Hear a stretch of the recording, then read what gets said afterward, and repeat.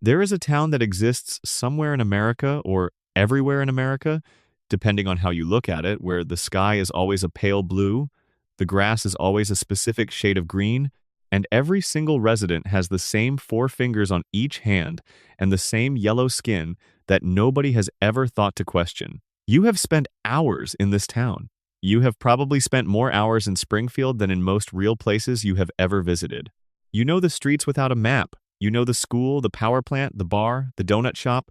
You know which house has the broken gutter and which neighbor keeps lending tools that never come back. And yet there are things hidden inside that town that have been sitting right in front of you for decades, waiting to be noticed. Details so small they almost disappear. Choices so deliberate they had to be intentional.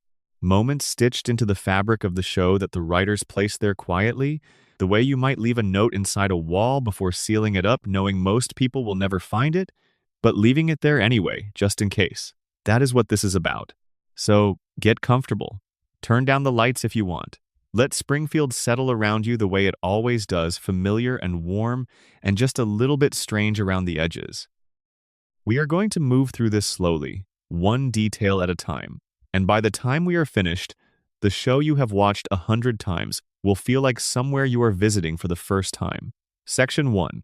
The Yellow World Springfield's Hidden Visual Language. The color that was never explained. Everybody knows that the Simpsons are yellow. It is perhaps the single most iconic visual fact about the show. More people on Earth can picture Homer Simpson's shade of skin than can name the color of their own front door, yellow. A specific, unwavering, committed yellow that applies to every single human resident of Springfield without exception, without variation, without a single episode in 36 years where someone stood up and asked why. And the answer that most people accept, the answer that the show has never given but that fans have always assumed, is that it is just the art style, a visual shorthand. A cartoon choice made in 1989 by a designer named Matt Groening, who wanted the family to be immediately recognizable when someone was flipping channels and glimpsed the screen for half a second. Yellow skin means Simpsons. Simple as that. That answer is correct. And it is also not the whole story.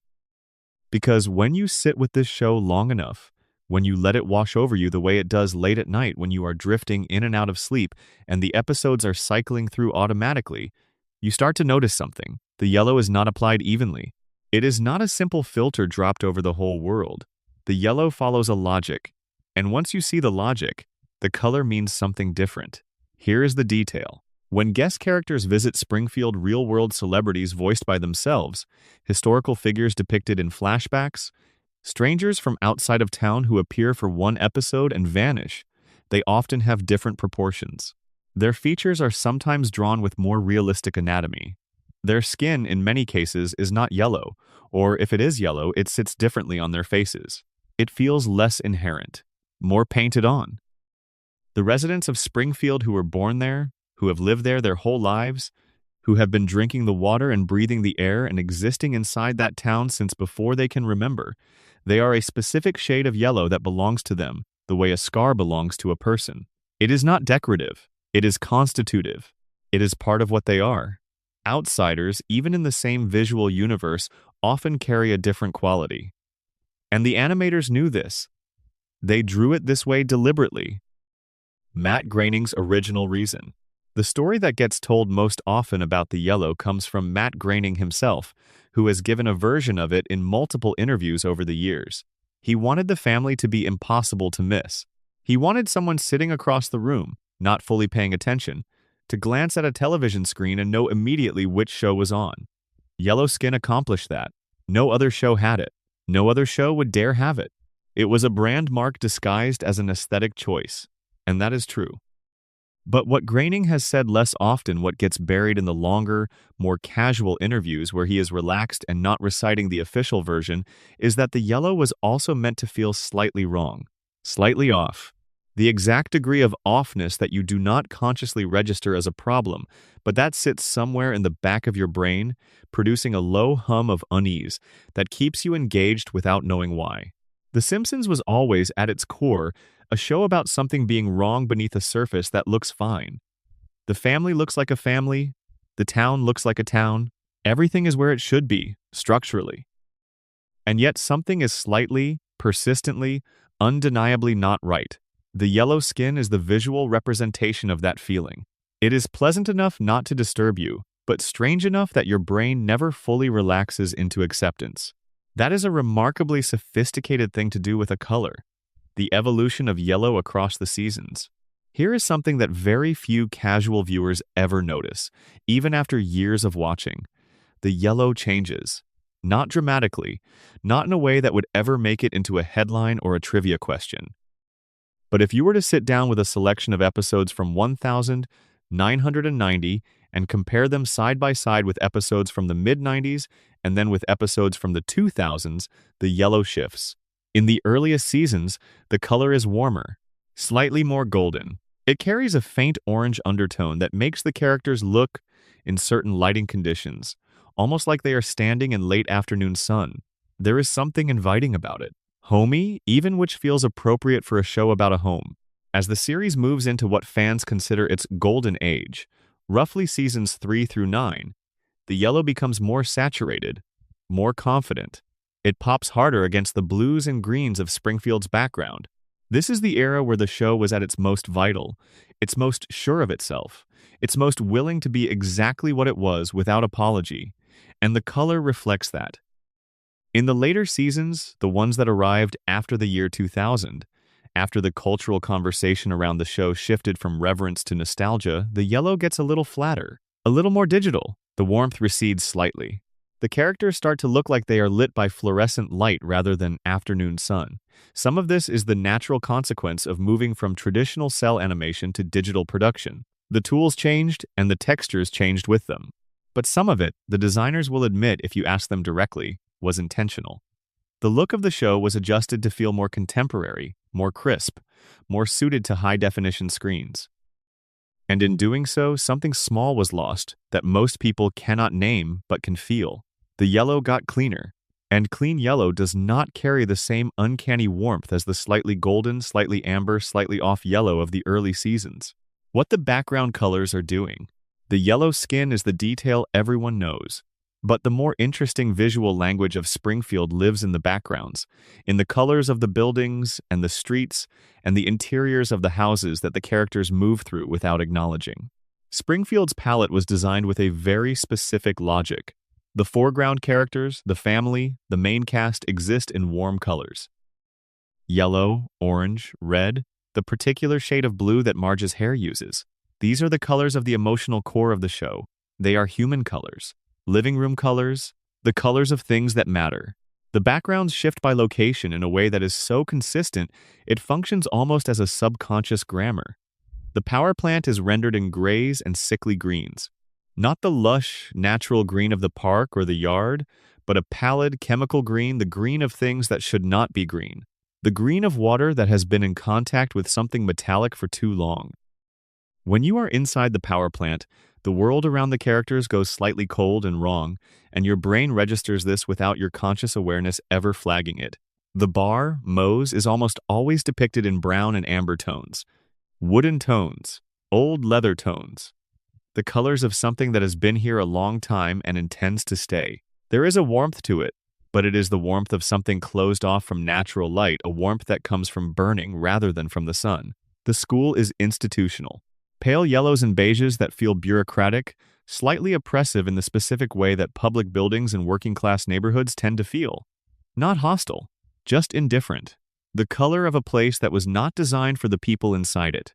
And the Simpson house itself, the interior of 742 Evergreen Terrace, is painted in a combination of cream and that particular warm yellow that feels safe and lived in and slightly faded. It is the color of a place that has absorbed years of daily life. Of meals and arguments and homework done at the last minute in television, watched long past midnight. The house looks exactly like how a house feels when you have grown up in it. That is not an accident. Every color in that interior was chosen to produce that specific feeling. The character's eyes. There is a detail in the character design that the animators have confirmed was intentional from the very beginning, that casual viewers absorb without processing, and that only becomes remarkable when you stop to think about what it is doing. The Simpsons and most Springfield residents have eyes that are drawn in an unusual way. Large, protuberant, with the pupil and iris rendered as a single dark disk against a white field.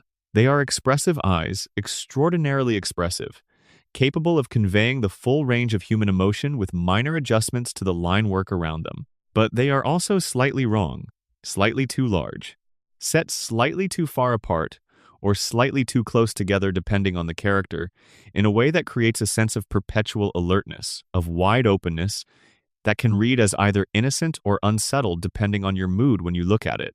The eyes of Homer Simpson in particular are doing something very specific. They are drawn in a way that communicates cognitive heaviness. He is not stupid-looking in the way that caricature often makes stupidity look. There is no exaggerated slack jaw or half-closed lid. His eyes are open, engaged, present, but there is a quality of weight behind them, a slight glassiness, a sense that the processing happening behind those eyes is slower, thicker, more effortful than it should be. You can see him thinking. You can see how hard it is. Compare that to Lisa's eyes, which are the same basic design but rendered with a different energy, quicker, more attentive. They dart to details. They focus on things other characters do not look at. Lisa Simpson's eyes are always slightly ahead of wherever the scene is, which is a remarkable piece of character expression to achieve through animation alone. And Maggie's eyes are the design element of the whole show that rewards the most attention. They are drawn with an unusual quality of stillness. Most expressive animated eyes have movement, small adjustments, reactions, the constant micro-motion of an engaged face. Maggie's eyes are often depicted in a state of unusual steadiness. She watches. The eyes do not dart. They settle on something and stay there. And because the rest of her face is largely still, she cannot talk. She cannot form expressions with the complexity that older characters can. Everything she communicates comes through the quality of that watching. It is one of the most effective pieces of character design in the history of animation. The hands with 4 fingers. Every human character in Springfield has 4 fingers on each hand. This is not unique to The Simpsons. It is a standard convention in Western animation that dates back to the earliest days of the medium, rooted originally in practical considerations. Drawing 5 fingers on a cartoon hand requires more time, more lines, more complexity, and in the era of hand-drawn cell animation, where every frame of movement was produced by human labor, the savings added up quickly. 4 fingers became the standard, and the standard became invisible through familiarity. But The Simpsons' relationship with the 4-fingered hand is a little more complicated than pure tradition. The show is aware of it. There have been episodes where characters hold up 4 fingers and make a joke about it. There have been meta-references, winks to the audience, moments where the animation itself seems to be acknowledging that it knows something is unusual. The show uses its own visual limitations as material. It is self-aware about its anatomy in a way that transforms a practical shortcut into a kind of recurring gag that exists purely in the visual layer of the show, invisible to anyone who is not paying close attention to hands. And here is where it gets interesting. In certain episodes, specific moments, usually significant ones, where a character is making a point that matters, where something real is being communicated through gesture, the hand with 4 fingers achieves an expressiveness that 5-fingered hands rarely manage. Because the design is simplified, because there is less anatomical detail to distract from the gesture itself, the meaning of the hand motion reads with unusual clarity. A pointing finger, a reaching hand, a fist. These gestures communicate with the simplified anatomy of a cartoon hand, something that a realistically rendered hand might actually obscure. There is a version of this argument that applies to the entire visual style of the show. The simplification of the design, the 4 fingers, the limited facial anatomy, the eyes that are just circles and lines removes the noise of visual complexity and leaves only the signal, the emotion, the story, the thing that actually matters, the color of Springfield's sky. One last visual detail that deserves its own moment. The sky in Springfield is a specific color of blue that appears consistently throughout the series. Not the deep, saturated blue of a tropical afternoon, not the pale, washed-out blue of an overcast day. A particular medium blue that manages to feel both bright and slightly melancholic at the same time. The blue of a Sunday afternoon in late summer when you are aware, without wanting to be aware, that the season is beginning to change. That is the sky over Springfield. And it is present in almost every outdoor scene, in almost every season of the show's run, regardless of whether the episode is set in summer or fall or winter. Springfield exists under this specific sky, the way a childhood memory exists under a specific sky. The real weather of the day forgotten, but the feeling of the light preserved perfectly. The designers could have used any shade of blue. They used that one. They used it consistently for 36 years. And whether that was a deliberate choice loaded with emotional intention or a practical choice that simply became one of the show's defining visual signatures through repetition, the result is the same. When you see that sky, you know where you are. You are home. If you are watching this from your bed, your couch, your living room, drop a comment and tell me where you are and what time it is. I love knowing where in the world Springfield finds people. And if you want more of this, more slow walks through the details nobody talks about, subscribe. There is a lot more to find. Section 2. The clock that never moves: time, memory, and the floating present. A show that exists outside of time. There is a clock on the wall of the Simpson kitchen. You have seen it hundreds of times without registering it. It is a small, ordinary clock, the kind of round wall clock you would find in any American kitchen built in the mid-20th century. And in 36 years of episodes, across what now amounts to roughly 788 installments of this family's life, that clock has functioned primarily as a prop, a piece of set dressing, a detail that says kitchen to your brain the same way the yellow couch says living room and the cracked cooling towers say outside. But the clock is also doing something else. The clock, like everything in Springfield, is evidence of a deeper strangeness that the show has been maintaining since its first episode. Because in Springfield, time does not pass the way it passes everywhere else. The clock on the kitchen wall can show whatever time the scene requires. It is not tracking anything. It is not accounting for anything.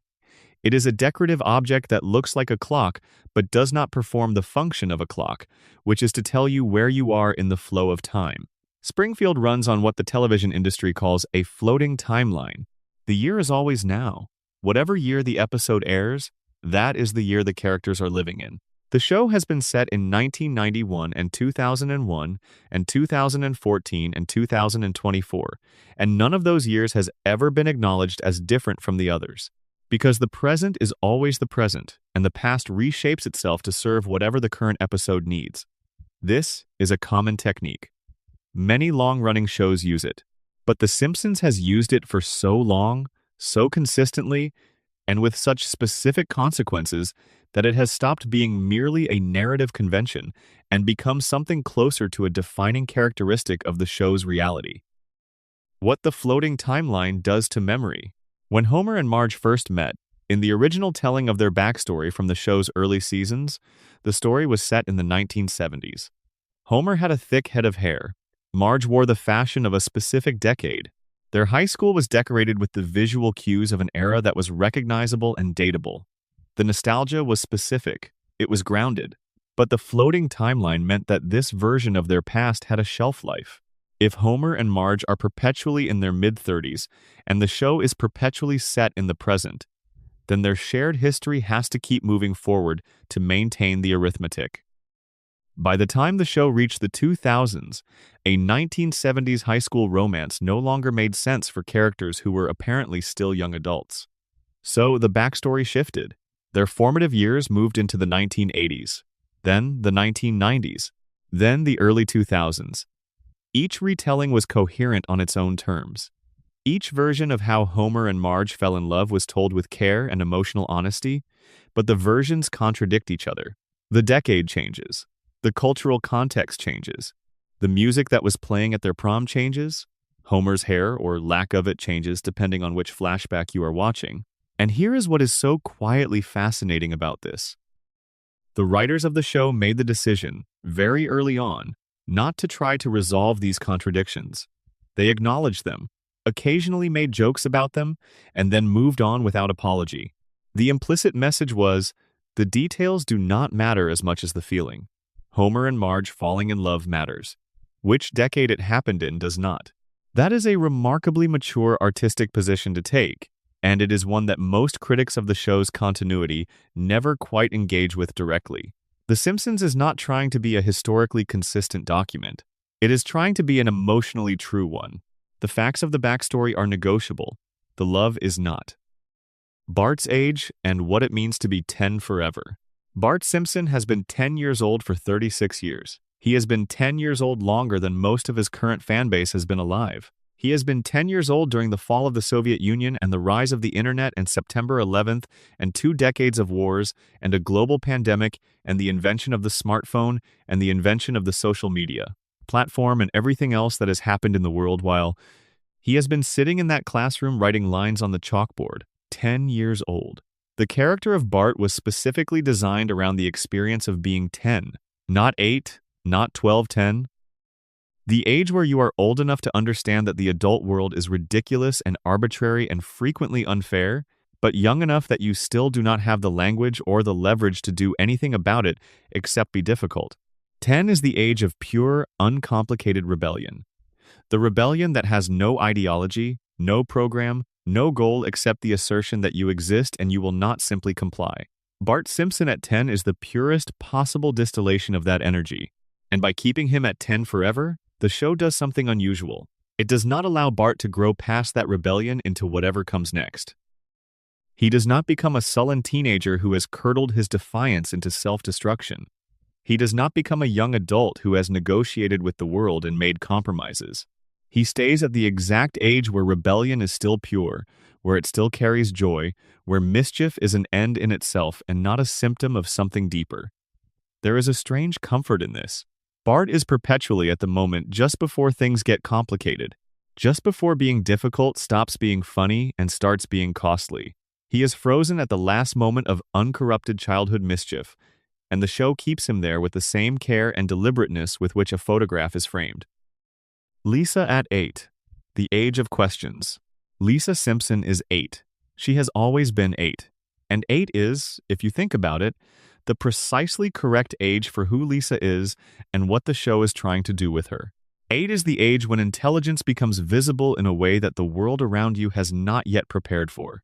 At 8, you are old enough to understand the complexity of adult problems, but young enough that adults still reflexively dismiss your understanding. Lisa at 8 is at the exact point where she can see the full range of the world's injustice and stupidity and cruelty with genuine clarity, but where none of the adults around her will take that clarity seriously because she is 8. And what does 8 know? The show gets enormous mileage out of this dynamic. Lisa sees things correctly. Lisa identifies problems accurately. Lisa articulates solutions that are reasonable and well-argued and frequently ignored. And the gap between her perception and the world's response to her perception is the engine of almost every Lisa-centric story the show has ever told. Keeping her at 8 keeps her in that gap permanently. If she were older, the adults would have to take her seriously, or the show would have to acknowledge that they should. If she were younger, she could not see the problems clearly enough to articulate them. 8 is the exact age that maximizes both the clarity of her perception and the frustration of its rejection. In a different kind of show, Lisa would grow up. She would take her intelligence out of Springfield and into a world better suited to it. She would become the person she clearly has the potential to become. But The Simpsons is not that show, and so Lisa stays at 8, where the gap between what she knows and what the world allows her to do with that knowledge remains open and permanent and quietly devastating. Maggie and the Eternity of One. Maggie is 1 year old. She has been 1 year old since before many of the people who love her were born. And 1 is the most extreme version of what the floating timeline does to all the Simpsons children, because 1 is the age at which human beings exist almost entirely in the present tense. A 1-year-old does not have a past in any meaningful narrative sense. She does not have memories she can access consciously. She does not have a history of choices and consequences and regrets. She has now. She has this room, this family, these sounds and textures and faces. She is the purest possible expression of the floating timeline's logic, because she is a being who exists entirely in the moment, who has no before and no after, only the eternal present of immediate experience. And by keeping her there, the show commits fully to something it perhaps did not entirely intend. Maggie never grows. Maggie never speaks. Maggie never accumulates the baggage of time. She is always exactly this. A small presence in a yellow house, watching everything, absorbing everything, giving nothing away. There is something almost meditative about Maggie's presence in the show. When the episodes feel overwhelming, when Homer's disasters stack up, and Bart's mischief escalates, and Lisa's crusades collide with the world's indifference, Maggie is always in the corner, quiet and still, sucking on her pacifier and watching. She is the eye of the storm, the calm center around which everything else moves. And perhaps that is why she stays at one forever. Because the show needs a still point, a place where time and conflict and consequence do not reach. Maggie is that place. The seasons that don't exist. Here is a detail that sounds small but has enormous implications once you notice it. Springfield has all 4 seasons, but it does not have a consistent year. The show set episodes in summer and fall and winter and spring with complete freedom, without any regard for when those episodes aired or what season the show was in narratively. A Christmas episode might air in December, but the following week's episode might be set in July, and the week after that might be set during what appears to be autumn without anyone acknowledging the jump. Springfield does not experience time as a sequence. It experiences it as a collection. All the seasons exist simultaneously in the same place, available to be accessed as needed the way you might pull a specific book off a shelf. Summer is on the left, winter is on the right, spring is somewhere in the middle. And the characters move through them without the experience of transition, without the exhaustion of one season becoming another, without the specific feeling of the last warm day of the year when you suddenly know that something has ended. There are no last warm days in Springfield. There are no moments of transition. There is only the weather required for the current episode, changed between scenes the way a film crew might change a set between takes. This is practical, of course. Every animated show manages seasons this way. But in The Simpsons, where so many other practical choices have been layered with meaning, the seasonless year feels like another expression of the same larger truth the show keeps circling back to. Springfield exists outside the normal flow of time, not in a supernatural way, in the more ordinary, more poignant way that meaningful places always exist outside of time. The places we love do not age in our memory the way the calendar ages. The house we grew up in is always summer inside. The town we came from is always that particular October. The family we left is always around the same table.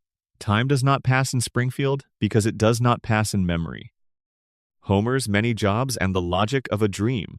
One of the most discussed continuity issues in the show's history is the simple fact that Homer has had, depending on how you count, somewhere between 50 and 200 different jobs across the run of the series. He has been a safety inspector and a food critic, and an astronaut and a police officer, and a professional bowler and a country music manager, and a Hollywood producer, and a conceptual artist, and a sanitation commissioner, and approximately 100 other things that would each, in a realistic life, represent a career path, a set of skills, a years-long commitment. In any given episode where Homer takes a new job, the show treats it seriously. He gets hired, he works, there are consequences, there is a story. And then the episode ends, and by the next week, Homer is back in Sector 7G, in his usual chair, with his usual coffee, and the new job has simply ceased to exist without explanation. The official explanation is episodic storytelling. Each episode is its own unit. The world resets between them. This is standard television grammar, especially for animated shows of this era. But there is a more interesting way to think about it. Homer's many jobs are not a continuity failure so much as an expression of a particular kind of ambition. The ambition of a person who is capable of imagining a different life, who keeps reaching for it, who tries, repeatedly, to become something other than what he is, and who keeps ending up back where he started. There is something in that cycle that is both funny and genuinely touching. The show never lets Homer's attempts at reinvention stick. The world always returns him to the plant, to the couch, to the same life he was living before he tried to be something else. And yet he keeps trying. The number of jobs is not evidence of inconsistency. It is evidence of a man who has not given up on the idea that his life could be different, even as the universe keeps demonstrating that it will not be what time feels like when you are half asleep. There is a reason this show works so well as something to fall asleep to, and it is not simply that it is comfortable, though it is. It is not simply that it is familiar, though that matters too. It is that Springfield already operates on dream logic. The time does not flow in a straight line. Events do not have permanent consequences. People do not age. The past is fluid and adjustable. The present is always the same afternoon, the same golden light, the same house on the same street. When you are half asleep, your relationship to time does the same thing. The sense of linear sequence dissolves. What happened 5 minutes ago and what happened 5 years ago occupy the same soft adjacent space. The present moment becomes less urgent. The past becomes accessible in a different way, not as a sequence of events, but as a collection of feelings. Springfield is already inside that space. The show is already operating by the rules of the threshold between waking and sleep, where time is not a river moving in one direction, but a landscape you can wander in any direction at will. That is why it holds you. That is why it works at 2 in the morning when your eyes are heavy and your thoughts are soft. Springfield is not asking you to track a plot. It is asking you to be somewhere familiar, to feel at home, to rest in a place where nothing is going to change dramatically, where the family will still be on the couch at the end of the episode, where the clock on the kitchen wall is not tracking anything that matters, just showing you that you are still here, that the house is still standing, that everyone is still home. Section 3. Homer's body, the man who cannot die. The physics of a different kind of human. There is a running list that Simpsons fans have been compiling informally for decades, and it is the list of things that have happened to Homer Simpson's body that would, in any version of physical reality, have resulted in his immediate death. The list is long. It is detailed. It includes specific episodes and specific injuries and specific medical impossibilities that the show presents not as miracles or supernatural events, but as Tuesday, Homer has fallen from cliffs. He has been struck by lightning. He has been shot. He has been electrocuted to a degree that should produce cardiac arrest. He has been compressed, crushed, battered, thrown, launched, dropped, bitten, burned, submerged, and subjected to forces that would, in a world operating on normal physics, leave nothing recognizable behind. And then the scene ends, and Homer is fine. Not fine in the sense of recovering over time, the way a realistic character might be hospitalized and shown healing. Fine in the sense of immediately fine. Fine in the sense of the next scene finding him sitting on the couch eating a sandwich. Fine in the sense of the previous injury having no apparent impact on the current episode whatsoever. This is the most extreme version of the show's relationship with consequence. The world of Springfield does not maintain its changes. The characters do not accumulate damage.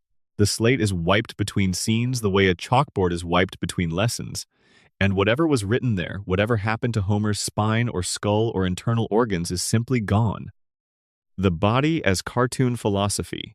There is a theory that the animators of classic cartoons operated according to a philosophy that was never quite stated explicitly, but was understood by everyone working in the form. The body of a cartoon character is not a body. It is a representation of a body. It is a visual symbol that conveys person here to the audience, and therefore it is not subject to the rules that govern actual bodies. This is why Bugs Bunny can be flattened by a steamroller and pop back into 3 dimensions without skipping a beat. It is why Tom can have a frying pan connect with his skull at full force and be back in the next frame ready to try again. The cartoon body is indestructible not because of any narrative explanation, but because the form itself operates by different rules than reality, and the audience understands this implicitly and accepts it without conscious thought. The Simpsons inherits this tradition but complicates it in a specific way. The show is more realistic than classic cartoons, more psychologically grounded, more emotionally truthful, more interested in the actual textures of American life. And so when Homer's body behaves like a cartoon body, when it absorbs, impacts, and rebounds from damage, and reconstitutes itself after trauma that would kill an actual person, it creates a slight friction, a subtle wrongness. Because the show has conditioned you to take it more seriously than a simple cartoon, and then it keeps doing cartoon things to Homer's body, this friction is arguably intentional. The show wants you to feel the gap between the realistic emotional content and the cartoon physical content. It wants you to be aware, on some level, that you are watching a version of a person rather than a person. Because the moment you stop thinking of Homer as a real person and start thinking of him as a representation, a symbol of something rather than a human being, the show can do things with him that it could not otherwise do. The specific quality of Homer's pain. What makes Homer's relationship to physical trauma interesting is not the fact that he survives things he should not survive. It is the specific way he experiences the damage while it is happening. Homer feels pain. This is important. He does not simply pass through injury unaffected. He screams. He reacts. He expresses distress in ways that are recognizable and specific, and, at their best, genuinely funny precisely because of how authentic they feel. The famous noise, the sound Homer makes when something has gone badly wrong, the drawn-out, multi-part sound of a man processing disaster in real time, is an expression of genuine pain.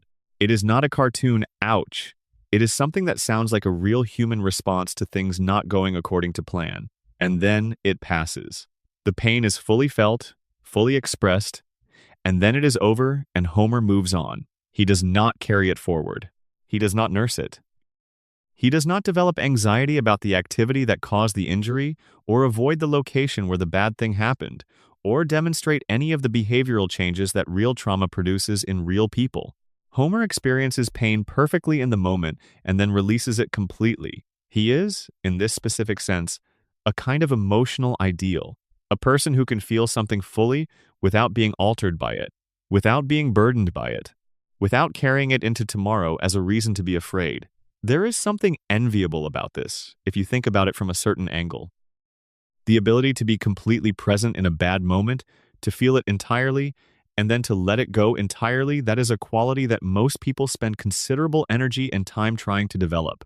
Homer has it naturally, or rather, he has it as a consequence of the kind of being he is, which may not be exactly the same as a human being, which may be something slightly different, something that operates by slightly different rules. The crayon in the brain. There is one episode in the show's long run that addresses Homer's cognitive situation with an unusual degree of directness, and it deserves its own slow examination because it is doing several things at once. In the 12th season, in an episode titled Homer the No, let me be more precise, in an episode that explores what happens when the object suppressing Homer's intelligence is removed, Homer discovers that there has been a crayon lodged in his brain since childhood. This crayon, wedged into his frontal lobe in some incident that the show depicts with characteristic casualness, has been functioning as a physical damper on his cognitive ability for his entire life. Without it, Homer's IQ is substantially higher. He becomes articulate and perceptive and capable of understanding things that have always been just out of reach. He becomes, in other words, a different person, and the different person is miserable. This is the detail that the episode handles with more care than it initially appears to. Homer, with his intelligence restored, does not become happy. He does not solve his problems. He does not build a better life. He sees his life clearly, for the first time, and what he sees is unbearable. He sees the gap between what he is and what he could have been. He sees the ways in which his family and his workplace and his town have been shaped by his limitations. He sees, with painful clarity, the architecture of his own disadvantage. And so, he chooses to have the crayon reinserted. He chooses the fog. He chooses the comfortable opacity of a mind that cannot quite reach the things that would make it unhappy. This is one of the darkest and most honest things the show has ever said about the relationship between intelligence and happiness. And it says it through the completely absurd premise of a crayon in a brain. The contrast between the seriousness of the insight and the ridiculousness of the vehicle is entirely intentional. The show is telling you something true while making you laugh, and the laughter is almost a kind of mercy, a way of delivering an uncomfortable truth in a form soft enough to be received. Homer's hands. Here is a very small detail that you have never thought about, but cannot unsee once it is pointed out. Homer Simpson uses his hands differently depending on what the scene requires. And the animators have been remarkably consistent about this for decades, in a way that demonstrates extraordinary craft. When Homer is comfortable, when he is on the couch, when he is in the car, when he is in a situation he understands and is not threatened by his hands, are relaxed. They hang loosely. They gesture without apparent effort. The body language of his hands communicates ease, belonging, the relaxed physicality of a person in their natural environment. When Homer is uncertain or afraid, or in a situation that is beyond his comprehension, the hands change, they tighten. They find each other, one hand gripping the other the way a child's hands might in a moment of anxiety. Or they go very still, pressed flat against his thighs or his sides, not gesturing at all. The hands of a person who has decided that being very still is the safest response to a situation they cannot read. And when Homer is joyful, genuinely, purely joyful, the way he is joyful about donuts or beer or an unexpected piece of good news, his hands open. They spread wide. They reach upward slightly. It is a small gesture, barely a second on screen, but it communicates something specific about the character. Homer's joy is physical. It lives in his hands. When something good happens, his body wants to take up more space, to spread into the moment, to receive it fully. The animators knew this man well enough to put all of that into the way his hands move. That level of character specificity is not accidental.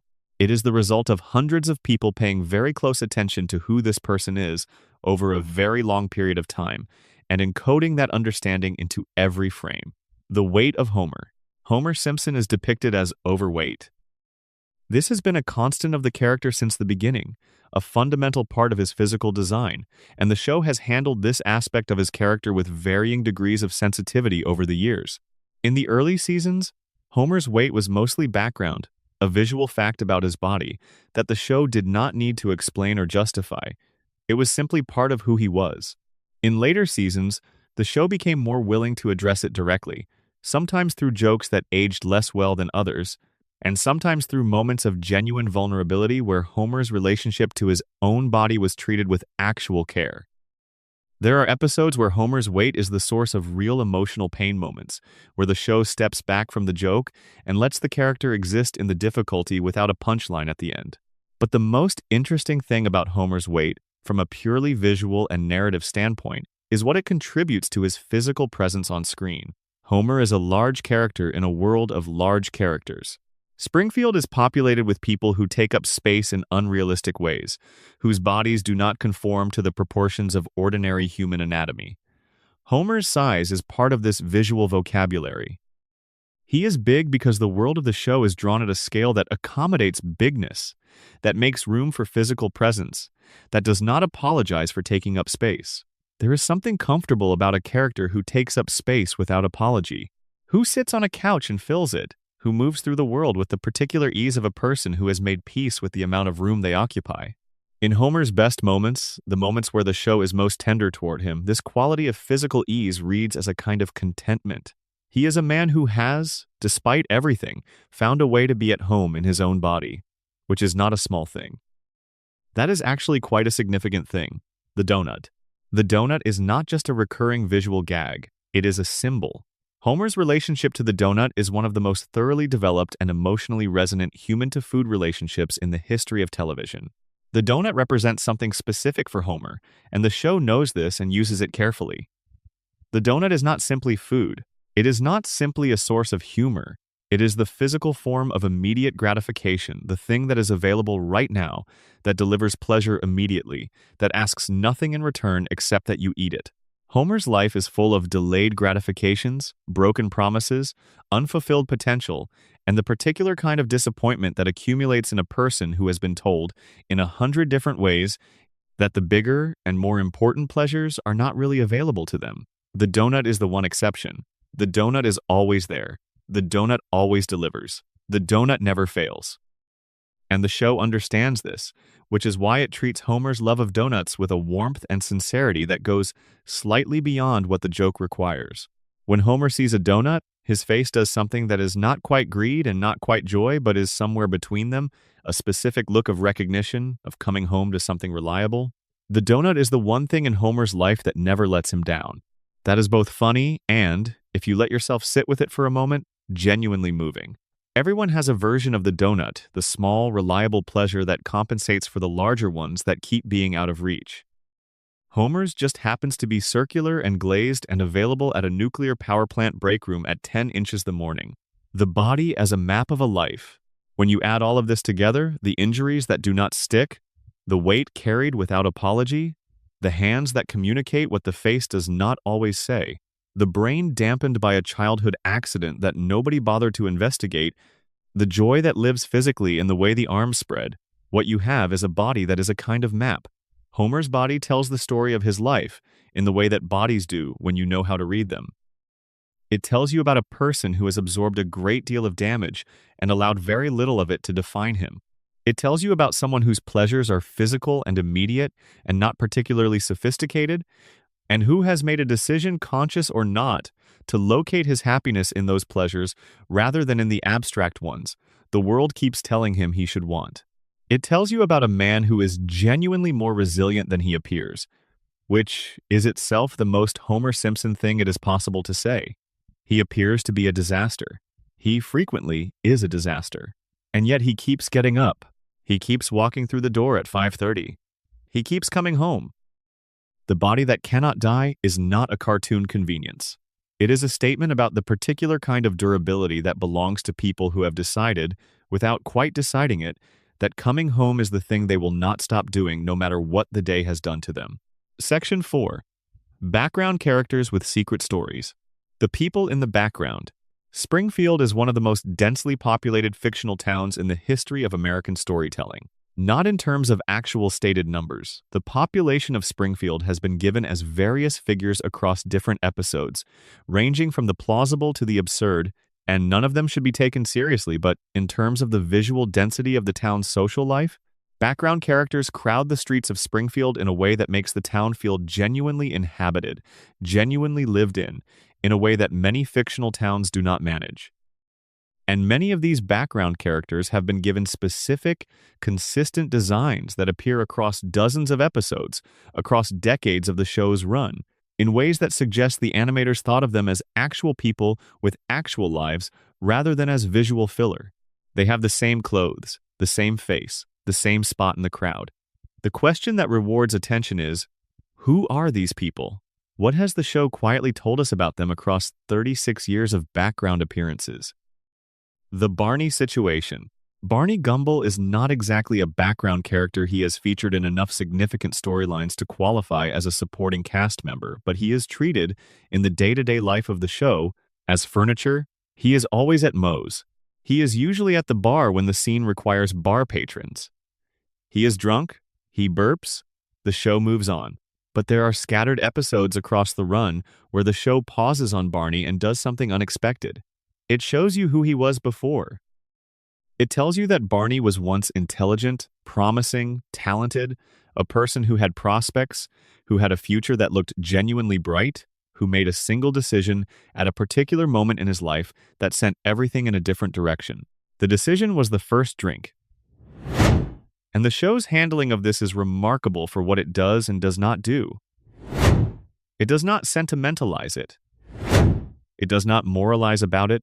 It presents it as a fact. Here is what happened, here is the man, here is the moment, and then it returns Barney to the bar stool and continues. There is an episode where Barney gets sober. He stops drinking, and in the weeks and months of sobriety, something emerges from underneath the fog of his addiction. He is funny. He is creative. He is present in his own life in a way he has not been for years. He makes a short film that is shown at a film festival and is genuinely moving. He is, briefly, the person he could have been. And then something happens. The details depend on the episode and the sobriety ends. Barney returns to Moe's. The brief emergence of the person underneath disappears back beneath the surface, and the bar stool reclaims him. The show never plays this for tragedy in any sustained way. It gets one episode, and then it is over. But the knowledge of what that episode showed you changes every subsequent background appearance of Barney at the bar. You know what is underneath the comedy. The comedy is still there, and it still works, but it works in a slightly different register now. There is more in it than there was before. Principal Skinner and the Weight of a Stolen Life.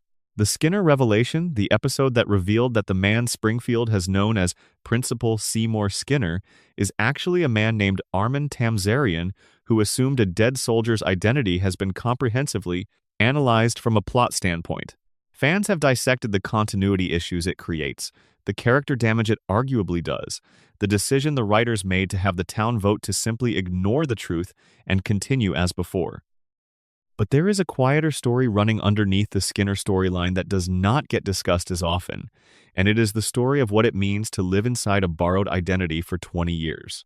Armin Tamzarian did not simply put on Seymour Skinner's name like a costume. He became Skinner. Not fully, not without the seams showing there are continuity details scattered across the show's run where the imposed identity does not quite fit, where something in the character's behavior does not align with the biographical facts he is supposed to have, but substantially. The person who runs Springfield Elementary, who worries about the budget and fights with Superintendent Chalmers, and has a complicated relationship with his overbearing mother and a cautious, sometimes tender dynamic with Bart Simpson, that person is real. He is not Seymour Skinner, but he is real. And here is the genuinely interesting thing. The show, in making the town vote to officially recognize the fake Skinner as the real one, is doing something that sounds like a joke but is actually a serious philosophical position. It is saying that 20 years of living a life is a stronger claim to that life than any amount of paperwork or genetic connection. The real Seymour Skinner, the war hero, arrives in Springfield, and what does he have? A name, a military record, a biological claim to an identity? He has the official facts, but he has not lived in this school for 20 years. He has not built a relationship with Agnes Skinner through daily proximity. He has not had the 10,000 small interactions that constitute a real relationship with a real community. Tamzarian has all of that. The fake Skinner is, paradoxically, more genuinely embedded in Springfield than the real Skinner could ever be. The show punishes the real one with exile and rewards the fake one with legal recognition, and while this is presented as dark comedy, there is a genuine argument inside it about what identity actually is and how it is constituted. Sideshow Bob and the Tragedy of Wasted Gifts. Robert Underdunk Terwilliger, Jr. Sideshow Bob is one of the most complete characters the show has ever created, and the detail about him that deserves more attention than it typically receives is the scale of the gap between his capabilities and his choices. Bob is, by any reasonable measure, one of the most talented people in Springfield. He has genuine intellectual gifts. He has cultural sophistication. He has a command of language and music and literature that is, in the context of Springfield, almost comically out of place. He can conduct an orchestra. He can deliver soliloquies from Shakespeare. He can construct elaborate schemes that require sustained planning, improvisation under pressure, and a kind of strategic intelligence that most people never develop. And he has spent his adult life trying to murder a 10-year-old child. This is the comedy of Sideshow Bob in its simplest form, the gap between his capabilities and his actual project. The fact that this enormous intelligence, this genuine talent, this cultural refinement, all of it is being deployed in service of an increasingly obsessive vendetta against Bart Simpson, who once humiliated him on a children's television program. But what makes Bob genuinely interesting, rather than simply funny, is the moments where the show lets you see what the intelligence could have been. There are episodes where Bob, freed temporarily from the vendetta, is shown doing the things his gifts would actually equip him to do, making music, engaging with ideas, participating in the kind of intellectual life that a person of his capabilities would have naturally sought out. In these moments, he is not merely funny. He is something closer to tragic.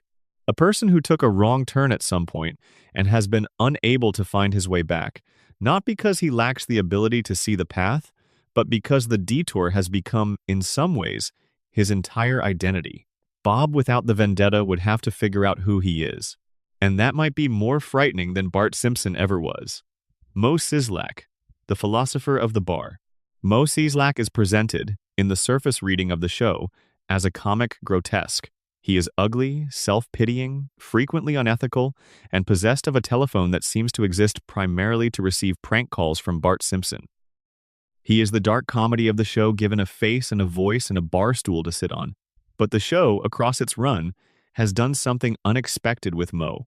It has given him depth, not in a way that announces itself, not in a way that the show draws explicit attention to, but in a scattered, accumulative way, a detail here, a line there, an episode every few seasons where the mask comes down briefly and something else is visible. Mo is lonely. This is not a comic loneliness, the kind that is funny because it is exaggerated. It is a real loneliness. The kind that comes from being the kind of person who pushes people away without quite meaning to, and then cannot understand why there is nobody left. He wants to be loved. He does not know how to make himself lovable. The gap between those two facts is the entire emotional truth of the character. There are episodes where Mo falls in love, and the show handles these with surprising tenderness. The person he loves is always, eventually, beyond his reach. The relationship always ends, and Mo returns to the bar and the show moves on. But what lingers, what stays with you if you are paying attention, is the genuine quality of the feeling while it was present. Mo loves with an intensity that is almost heartbreaking. He is not capable of the casual, low-stakes affection of someone who expects to be loved back. He goes all in, every time. And every time, the depth of his investment simply amplifies the scale of the loss. The show knows this about Mo. It has always known this. And by giving him the bar, by keeping him in that amber-lit room behind that counter, it has given him the only thing that has never left him. The bar is always there. The bar never closes.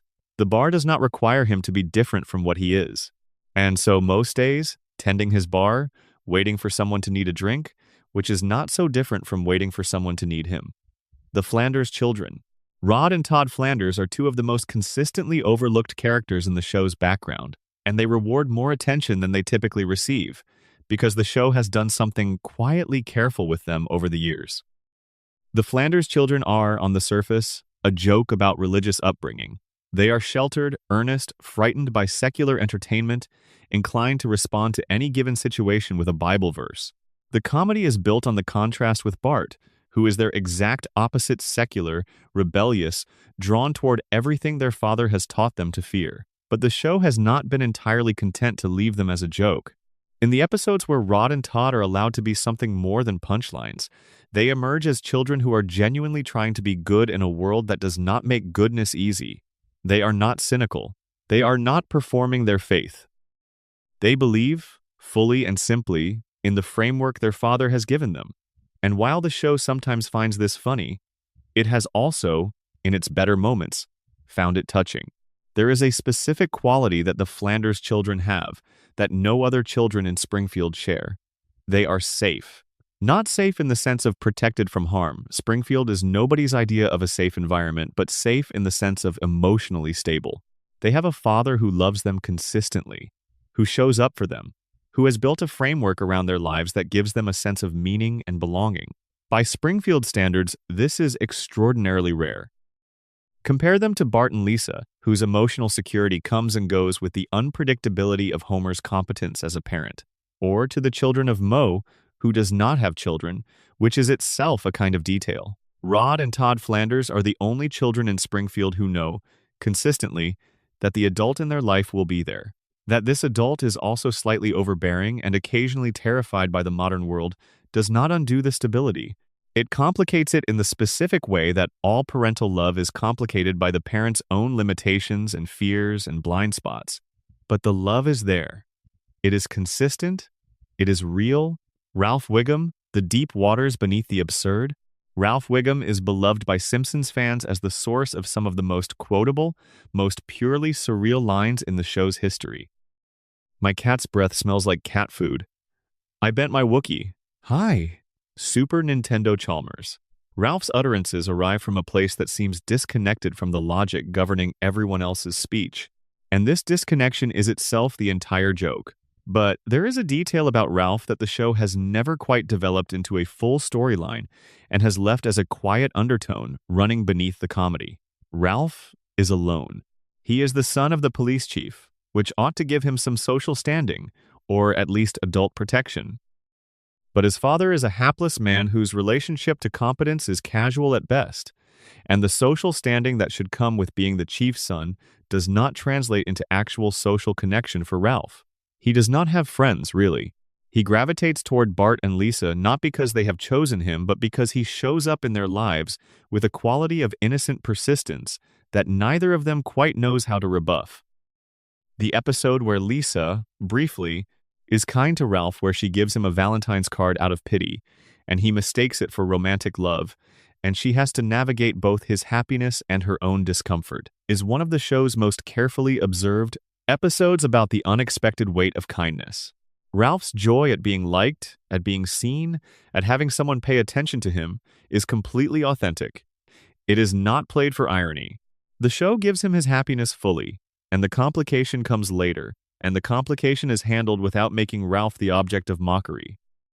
That is a remarkably careful thing to do with a character who exists primarily to say funny things that don't quite make sense. The show gave Ralph real feelings and then treated those feelings with real care. That does not erase the comedy. It deepens it. Section 5, The Simpson House, a building that shouldn't exist. The architecture of 742 Evergreen Terrace.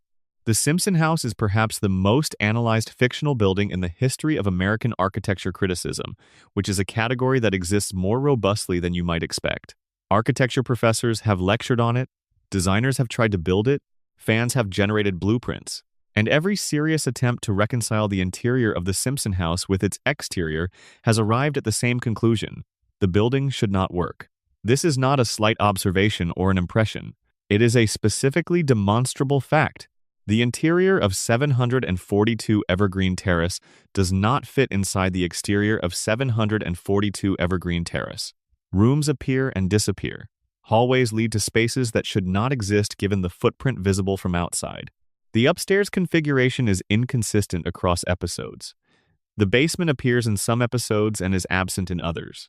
The garage is sometimes large enough for multiple cars and sometimes barely large enough for one. The backyard changes shape and size and orientation depending on what the scene requires. The show's production designers are aware of this and have acknowledged it with what amounts to cheerful indifference. The house is not an architectural document, it is a set. Different scenes require different spaces, and the spaces are designed for the scene rather than for topographical consistency. But taken seriously as a building, as a place where people actually live, the Simpson House is a structure that operates by its own interior logic, a logic that does not correspond to the laws of Euclidean space, but that does correspond to the logic of memory, of home, of the way a childhood house exists in the mind of someone who grew up in it. The rooms and what they mean. Every room in the Simpson House has a specific emotional register that the show maintains with unusual consistency. Not physical consistency, the rooms change shape and size as needed, but emotional consistency. The feeling of each space is stable even when the space itself is not. The living room is the heart of the house and the heart of the show.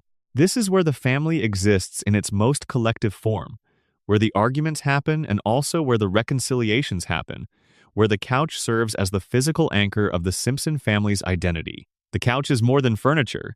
It is the fixed point around which the family orbits, the thing they return to, the place where they are most themselves.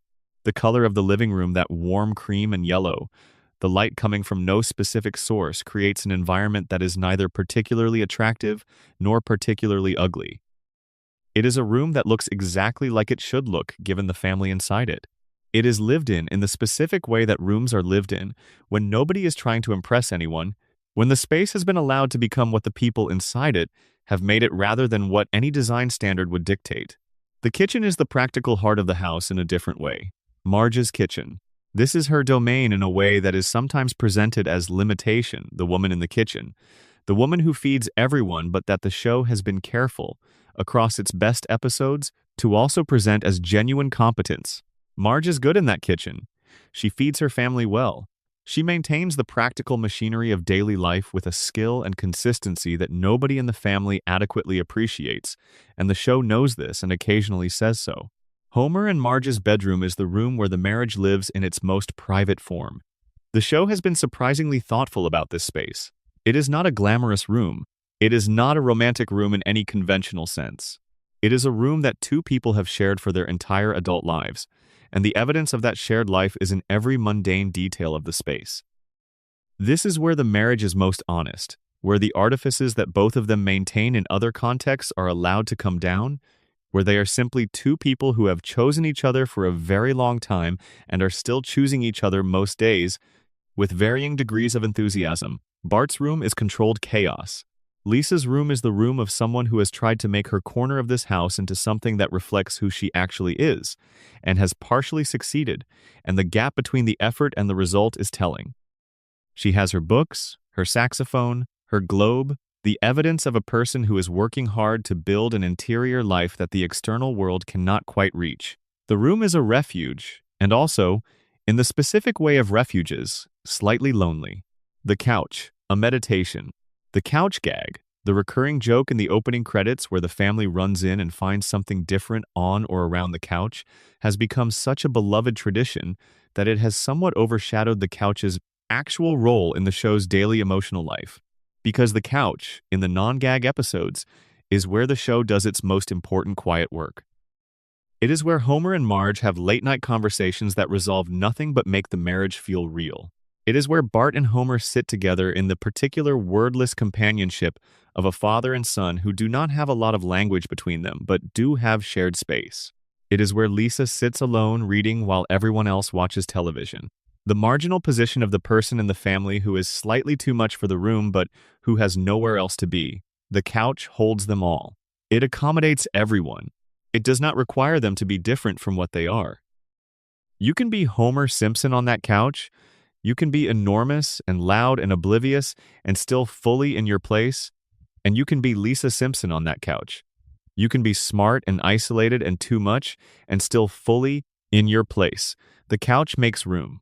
That is the couch's function. Not rest exactly, though rest happens there. Community. The physical fact of being in the same room, oriented toward the same direction, available to each other in the low-key way that families are available to each other when nothing is required of them.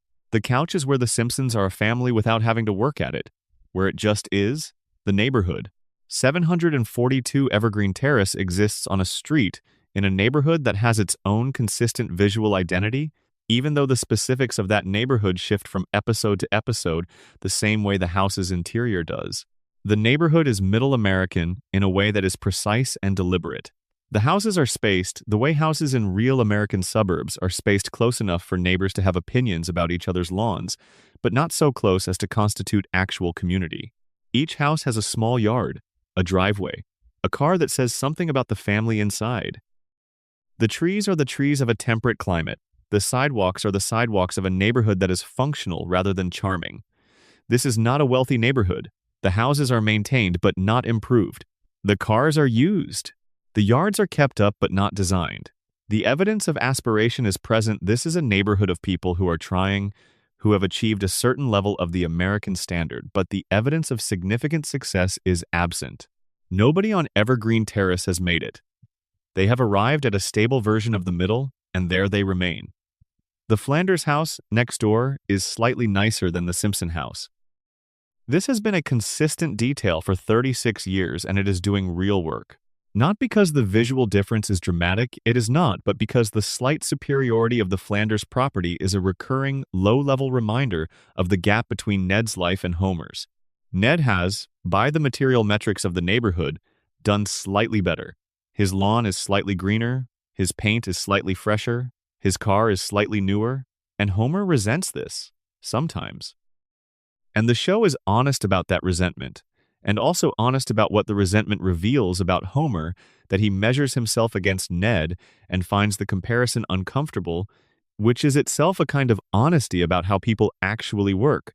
The town itself as a character, Springfield is not background. Springfield is not setting. Springfield is, in the most meaningful sense, a character in its own right, and the show has treated it as such from the beginning. The town has a personality. It has consistent tendencies and recurring weaknesses, and specific blind spots that the show has developed across hundreds of episodes. Springfield is a town that makes bad collective decisions. It riots easily, for causes that do not sustain the energy of the riot. It forms mobs with enthusiasm and disperses from them with no memory of having been a mob. It elects terrible mayors and then is surprised by the consequences of having elected terrible mayors. It is suspicious of outsiders, occasionally tender toward its own, and capable of extraordinary cruelty toward individuals who deviate too far from the norm. And yet, Springfield also has a warmth. A specific, genuine warmth that the show maintains even in its darkest episodes. The warmth comes from the town's commitment to itself. Springfield may be dysfunctional and corrupt, and environmentally catastrophic, and temporally impossible, but it is also a place where people know each other, where history accumulates. Where Moe has been behind that bar for decades and everybody knows it, and Homer has been at the plant for decades and everybody knows that too, and the library has the same librarian, and the school has the same principal, the same fake principal, but still, and the consistency of that fabric, the persistence of those relationships and those locations, creates a kind of community that transcends the dysfunction. You can know a place's flaws completely and still love it. Springfield is proof of this. The show has told you every terrible thing about this town, and you keep going back. Every time the couch gag plays and Homer and Marge and the kids race in from the right side of the screen, you go back too, because it is Springfield, because it is where you have spent all this time.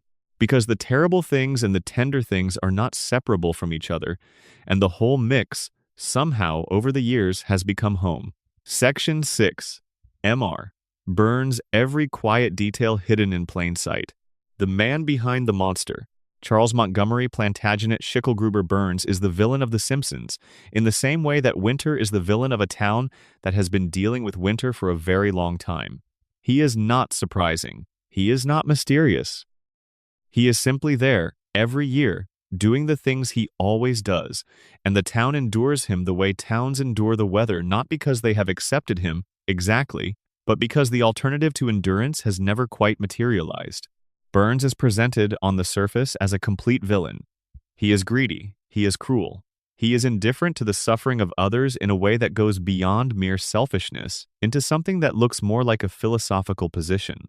He has made a decision, somewhere in his very long life, that other people's pain is simply not relevant data. It does not factor into his calculations.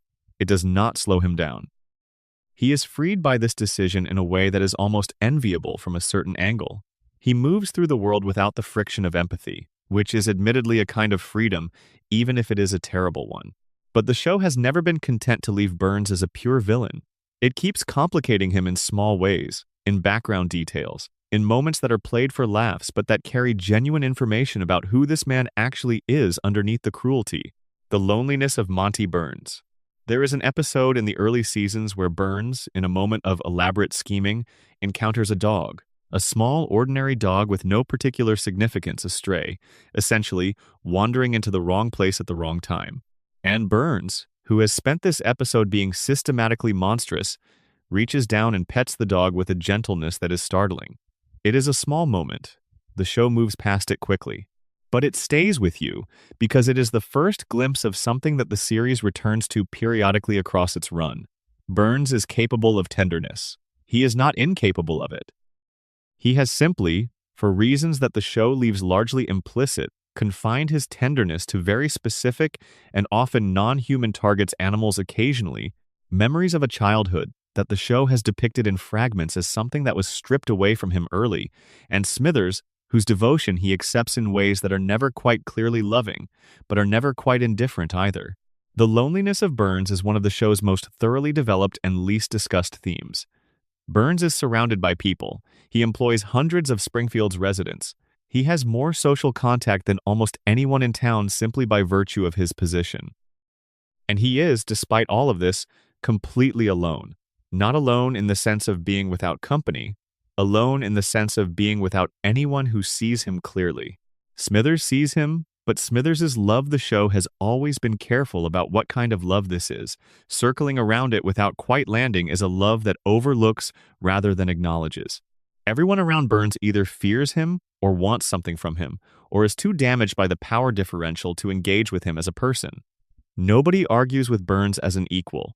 Nobody tells him he is wrong from a position of genuine security. Nobody sits across from him and says, "Monty, you are being absurd," without the fear of consequences.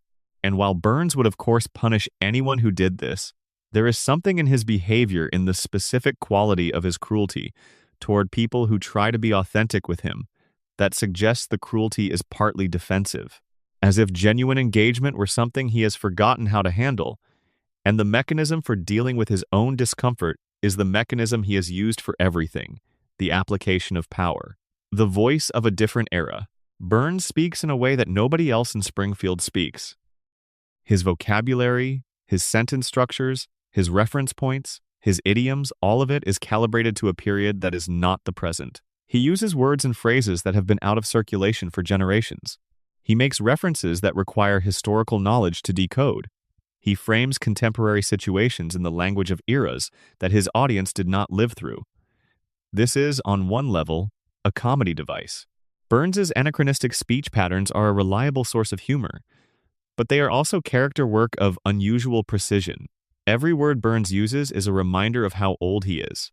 Not in the comedic way of a confused elderly person who cannot keep up with changing language, but in the more unsettling way of a person who was fully formed in a different era and has never seen any reason to adapt.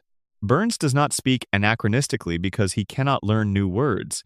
He speaks anachronistically because the world he was formed in is more real to him, more present to him than the world that now exists.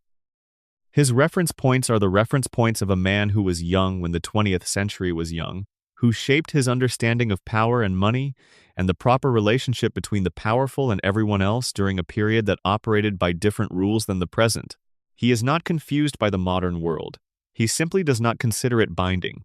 Burns and power. The show has spent 36 years depicting what it looks like when a single person accumulates and maintains an unchecked concentration of power in a community, and the picture it has painted is both funnier and more accurate than almost anything else on television has managed. Burns does not primarily exercise his power through dramatic villainy. He exercises it through persistence, through the accumulation of small advantages that individually seem harmless and collectively constitute total control. He owns the power plant, which means he owns the electricity, which means he owns a material necessity of every resident's life. He owns the means of employment for a substantial portion of the working population, which means he has leverage over not just the workers themselves, but over their families and their mortgages and their children's school supplies and their ability to put food on the table. He has relationships with the town's political and legal infrastructure that render formal accountability largely theoretical. When Burns does something illegal, and he does things that are illegal regularly and without apparent concern, the consequences do not follow. The police chief is not going to arrest him. The courts are not going to imprison him. The regulatory agencies are not going to close his plant. Not because the violations are not real, but because the entire network of enforcement exists in a relationship of dependency with Burns that makes enforcement practically impossible. This is not satire of an impossible extreme. This is a very accurate depiction of how power actually works in communities that have allowed a single economic actor to become too large to hold accountable. The comedy comes from the transparency of it. Burns is not subtle. He is not hiding what he is doing, and the town can see clearly what is being done to them and cannot stop it. But the underlying mechanism is not exaggerated for comic effect. It is just described. The Smithers dynamic. The relationship between Burns and Waylon Smithers is one of the most carefully observed and most consistently developed relationships in the show's history. It has been running, in one form or another, since the show began, and the show has treated it with a kind of patience that it extends to very few other dynamics. Smithers loves Burns. The show has been clear about this for a long time, and in more recent seasons has been more willing to address it directly. He loves Burns with a devotion that is not entirely explained by loyalty or professional obligation or the Stockholm Syndrome dynamics of working for someone terrifying. It is love in the full sense of the word irrational, unearned by its object, persistent in the face of consistent disappointment. And Burns's response to this love is the most complicated thing about him. He is not unaware of it. He is not cruel about it in the way he is cruel about most things. He accepts it with a kind of absent possession, the way a person accepts the presence of something that has always been there without quite registering it as something that could be taken away. Smithers is Burns's constant, and Burns treats constants the way powerful people often treat them, without the gratitude they deserve, without the acknowledgement that their constancy is a choice rather than an inevitability. But there are moments, small moments, scattered across the years where Burns shows something towards Smithers that is as close to warmth as he gets. A glance that holds slightly longer than necessary. A sentence that is slightly less dismissive than usual. A moment where Burns is in a position of vulnerability and Smithers is there, and Burns allows himself to be helped in a way that carries a quality of trust. Not love, perhaps. Not the love that Smithers has for him, but something.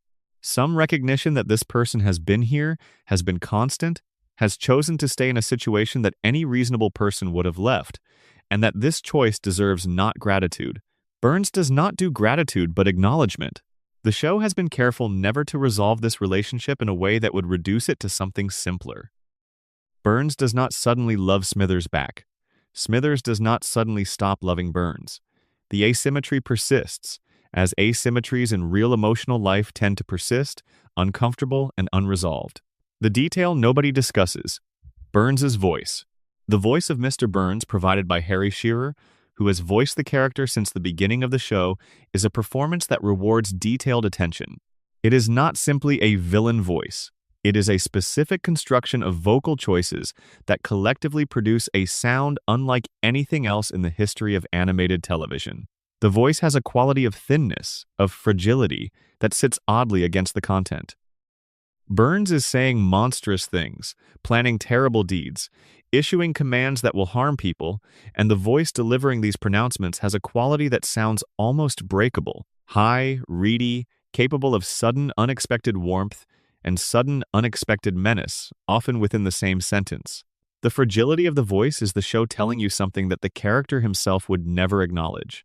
For all his power, for all his wealth, for all the infrastructure he has built around his own survival, Burns is old. He is extremely old. His body is, by any physical standard, failing.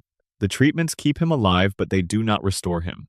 He is a very old, very frail, very powerful man delivering his commands in a voice that sounds like it belongs to someone who could be undone by a strong wind. The voice is the character. Not the plots, not the schemes, not the cruelty. The voice. That specific quality of thinness combined with absolute conviction. The voice of a person who has never doubted himself in a body that has every reason to doubt itself. Burns at night. One detail that gets almost no attention. There are a handful of episodes where we see Burns outside of his work context. Not at the plant, not scheming, not actively doing something. Just existing, in his mansion, at night. These moments are brief. The show does not linger on them. But when they appear, there is a quality to them that is unlike anything else in the show. The mansion at night is empty in a way that the power plant never is. It is large and dark and filled with objects that Burns has accumulated over a century of acquisitive living art, taxidermied animals, artifacts of historical periods he actually lived through, and the scale of the collection against the smallness of the man moving through it produces something that is almost eerie. Burns is the wealthiest person in Springfield. He has more than anyone. He has more than most people can imagine having. And at night, alone in the mansion he has built to express that wealth, the show gives you glimpses of what having everything actually looks like from the inside. It looks like those dark rooms. It looks like all that space. It looks like the specific silence of a place that is full of things and empty of people. The show never makes this explicit. It does not underline it. It just shows you the rooms, and then Burns moves through them, and then the scene ends.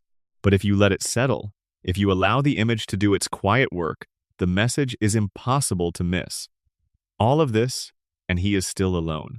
Section 7. Marge, the quietest character in the loudest house. The architecture of patience.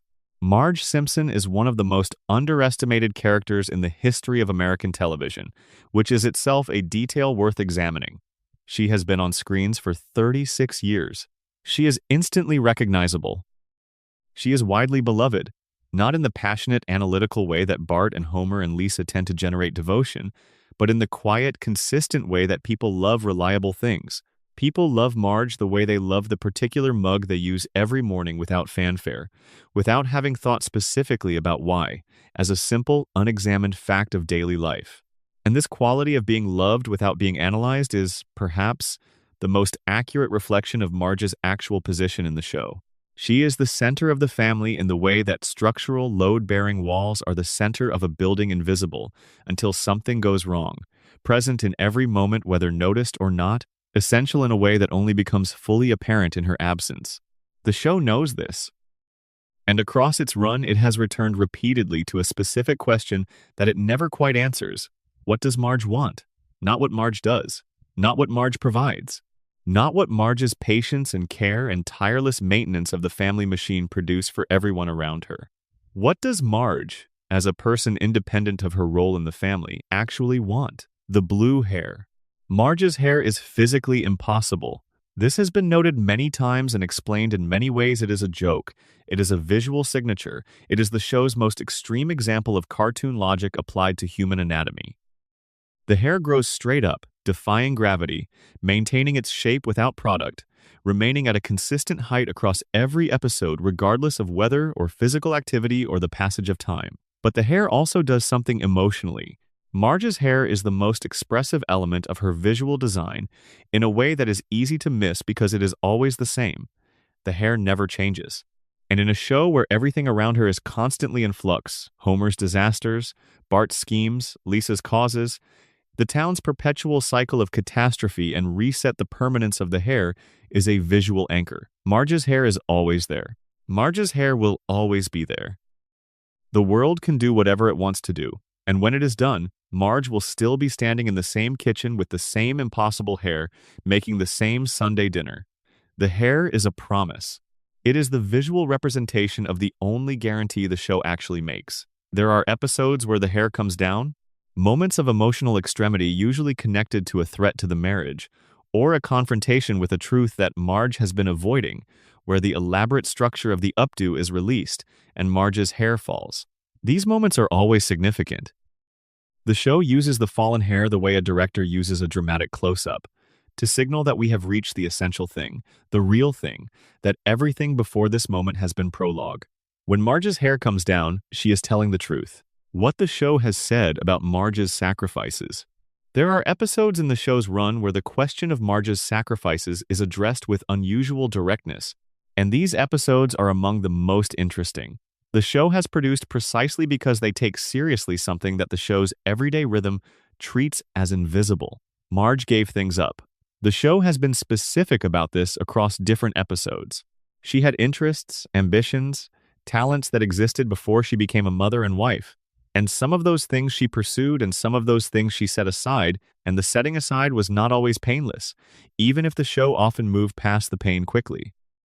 She is a gifted painter. This is established in an episode that is considered one of the best in the series, where Marge's painting catches the attention of the art world, and she is briefly celebrated as a talent. The celebration is complicated, because the subject of her most successful painting is Homer. She painted him while he was sleeping, captured something in him that is true and surprising, and the complications that arise from the painting's success are the complications of an artist whose work is seen before she is ready for it to be seen, whose private life becomes a subject of public conversation, who must decide what it costs to be visible. She goes back to the house at the end, back to the kitchen, the family, the life she has been maintaining, and the painting exists, somewhere, as evidence of what she is capable of when given the space to do it. The show has returned to Marge's suppressed ambitions periodically across its run, not because it is trying to make a political argument about women's roles, but because it is trying to be honest about the specific texture of a life that has been organized around care. Care for others, the kind of work that is invisible precisely because it is effective. Marge's competence keeps the family functional, which means nobody needs to worry about the family being functional, which means nobody thinks about what it takes to keep the family functional. The show thinks about it. Not always loudly, but it thinks about it. Marge and Homer, the real love story. The Simpson marriage is, underneath all the comedy and the catastrophe, one of the most sustained and serious explorations of what long-term love actually looks like in the history of American television. Homer and Marge are not romantically ideal. They do not sweep each other off their feet on a weekly basis. Their marriage is not defined by grand gestures or passionate declarations or the kind of love that makes for good Instagram content.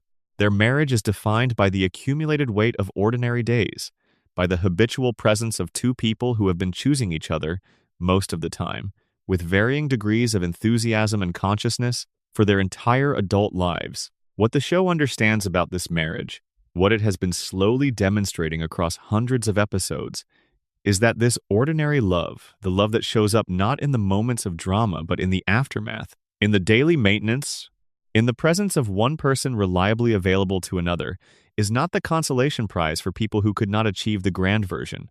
It is the grand version.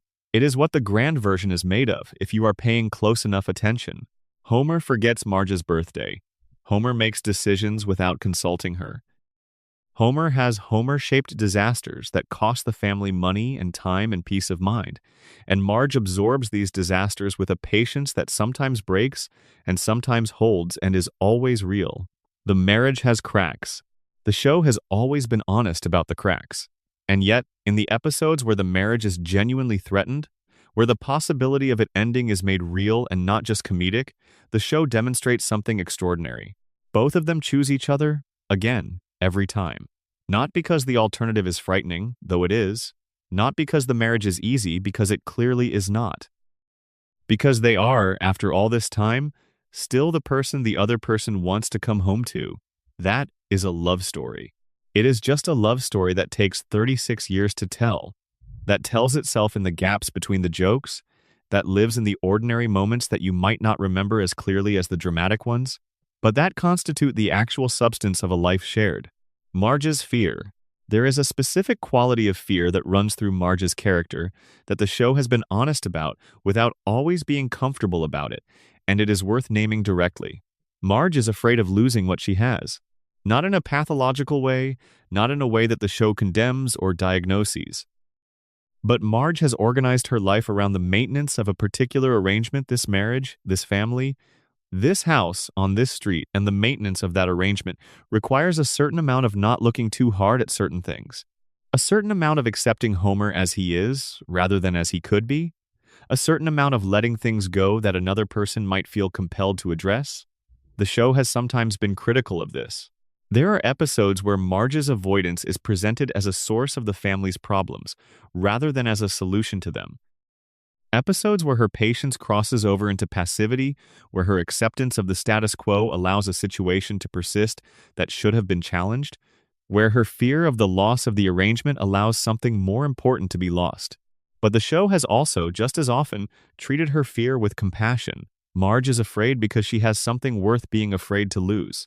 The family she has built, the life she has maintained, it is not perfect. She knows it is not perfect, but it is real, and it is hers. And the alternative to this imperfect thing is not a perfect thing. It is an absence. The absence of the family, the house, the life. And Marge, who has invested everything she has into the reality of this specific life, is right to be afraid of the absence. The show holds both of these truths at the same time without resolving them into a single correct answer. Marge's fear is a limitation and a reasonable response to a real situation, simultaneously. The show does not ask you to judge her for it. It asks you to understand it. Section 8. Lisa's saxophone and the sound design. Nobody noticed. The instrument that speaks when words cannot. Lisa Simpson plays the saxophone. This is one of the defining facts about her character, as fundamental as her intelligence or her moral seriousness or her isolation. But the saxophone is doing something in the show that goes beyond characterization. It is functioning as a second language, as a way of expressing things that the show cannot say through dialogue, as a sound design element that is woven into the fabric of Springfield with an intimacy that most viewers have absorbed without consciously registering.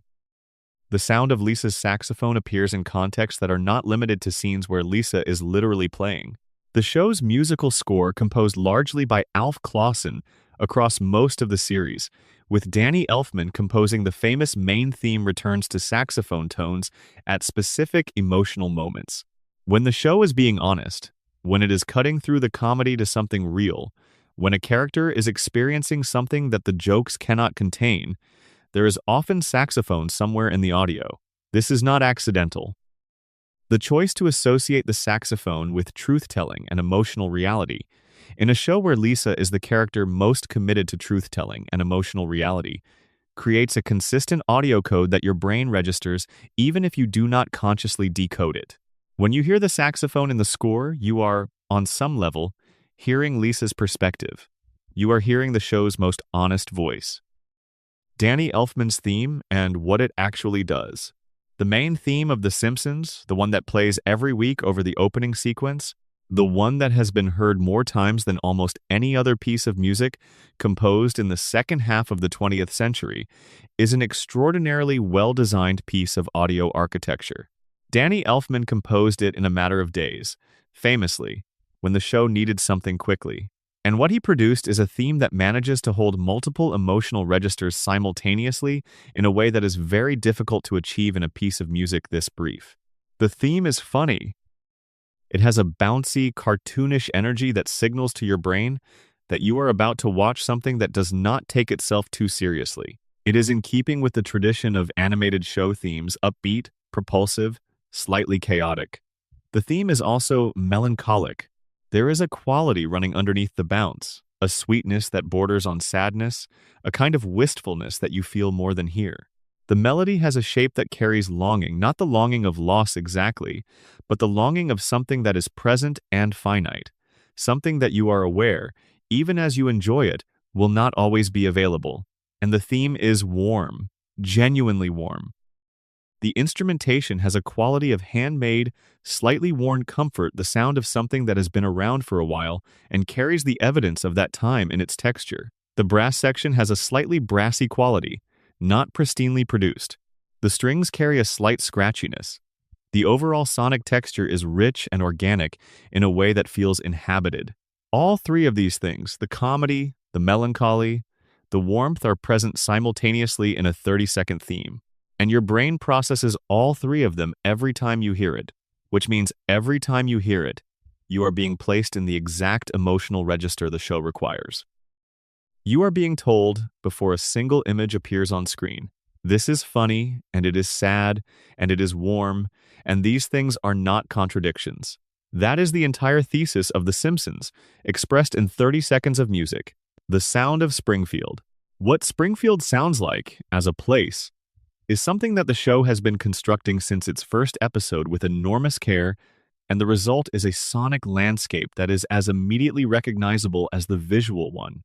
Springfield sounds like an American town of a specific class and character, medium-sized, working class, slightly worn but not defeated. The ambient sounds of the show's outdoor scenes carry traffic and birds and the distant sounds of suburban life. The bar sounds like a bar, the particular mix of low conversation and ice and glasses, and the specific television sound of a sporting event in the background. The school sounds like a school. The power plant sounds, in its background audio, like something that is making more noise than it should and has been making more noise than it should for a long time. The sound designers on the show have, over the years, accumulated a library of Springfield-specific sounds that appear consistently enough to be recognized as belonging to the place. The particular way the phone rings in the Simpson house, the specific sound of Homer's beer being opened, the particular quality of the television set in the living room, the slight distance of its audio, the way it filters sound and the way televisions of a certain age filter sound, with a slight tinny quality that places it in a specific period, even as the show's timeline floats freely. These sounds are the invisible architecture of the show's world. They do not draw attention to themselves. They simply fill the space, telling your brain where you are and when you are and what kind of place this is, working in the background the way all the best sound design works so effectively that you stop hearing it as sound design and simply hear it as reality. Lisa and Jazz. One of the show's most consistent and least discussed creative choices is the way it uses jazz as a specific emotional and intellectual register in Lisa's storylines. Lisa plays the saxophone. She loves jazz.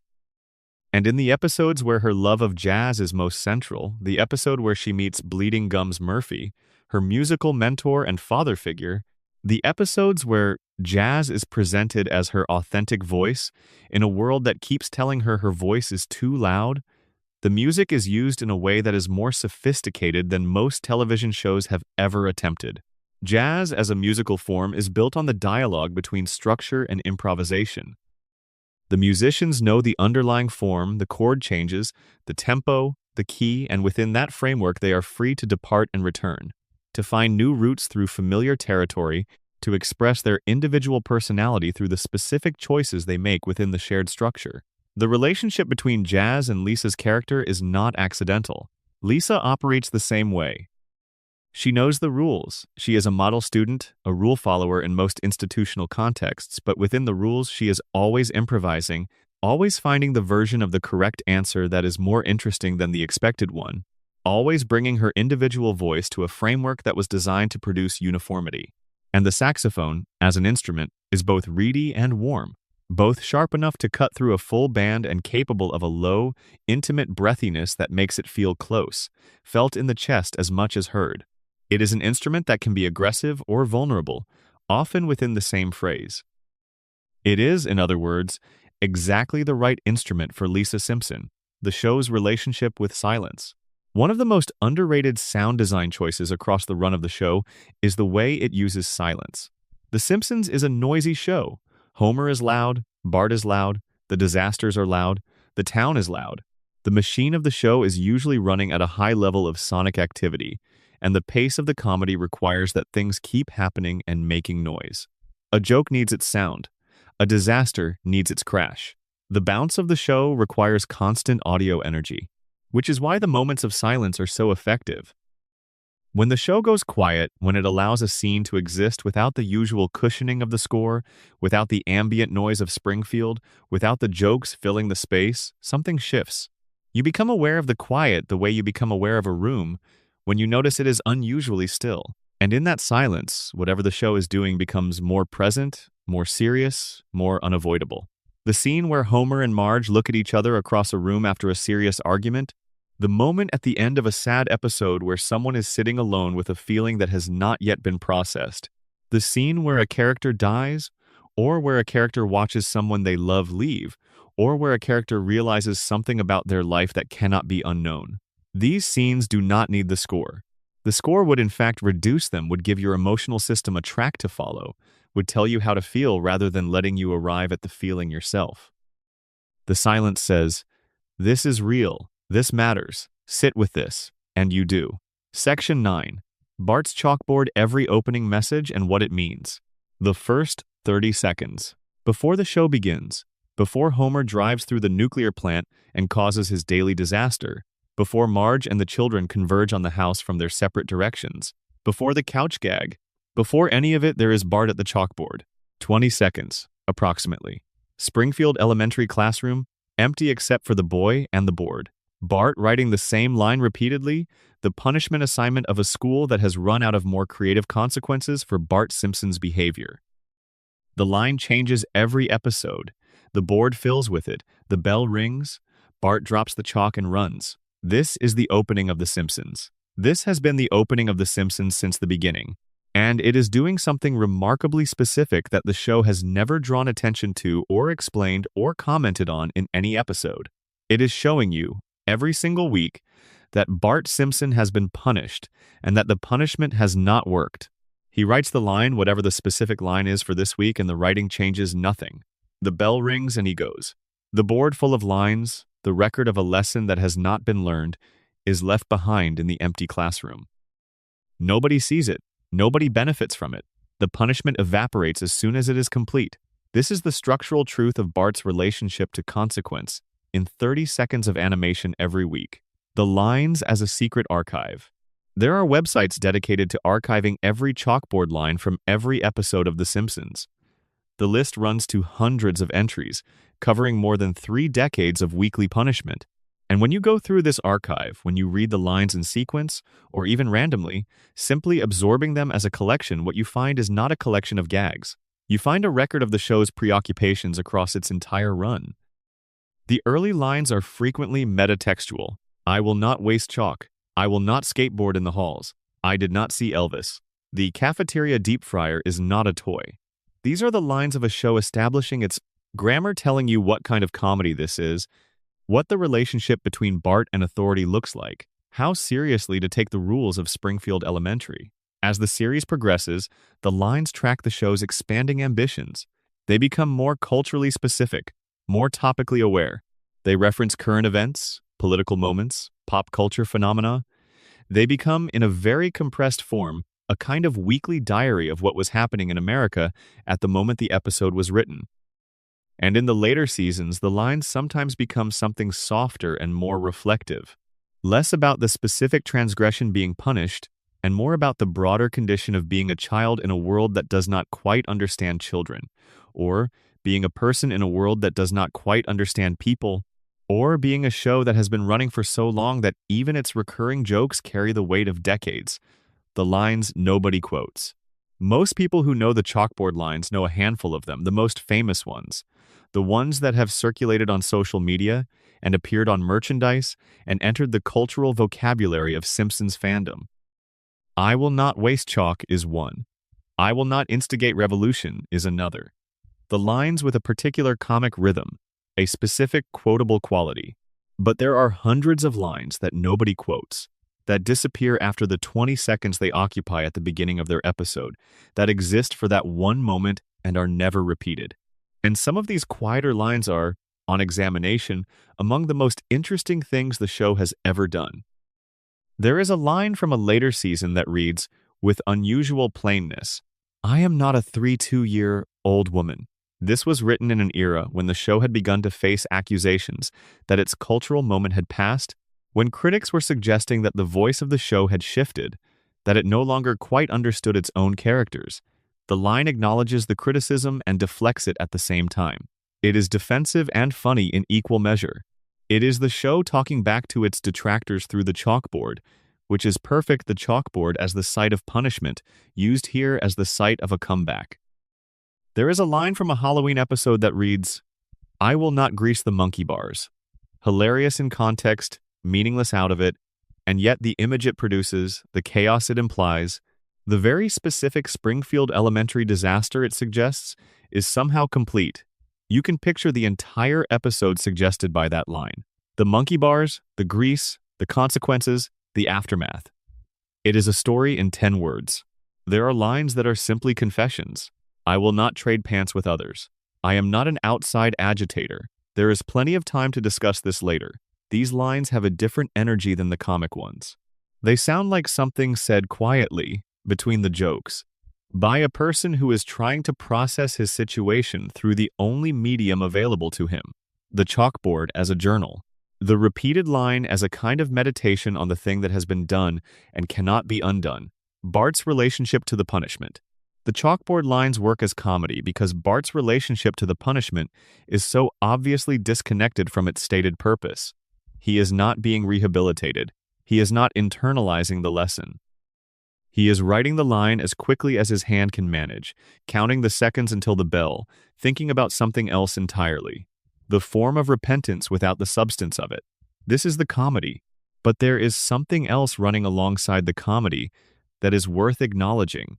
The fact that Bart keeps coming back to the chalkboard, that despite 36 years of lines that have not worked, he continues to be assigned them, continues to write them, continues to leave the classroom when the bell rings, says something about the nature of institutional punishment and its relationship to actual behavior change.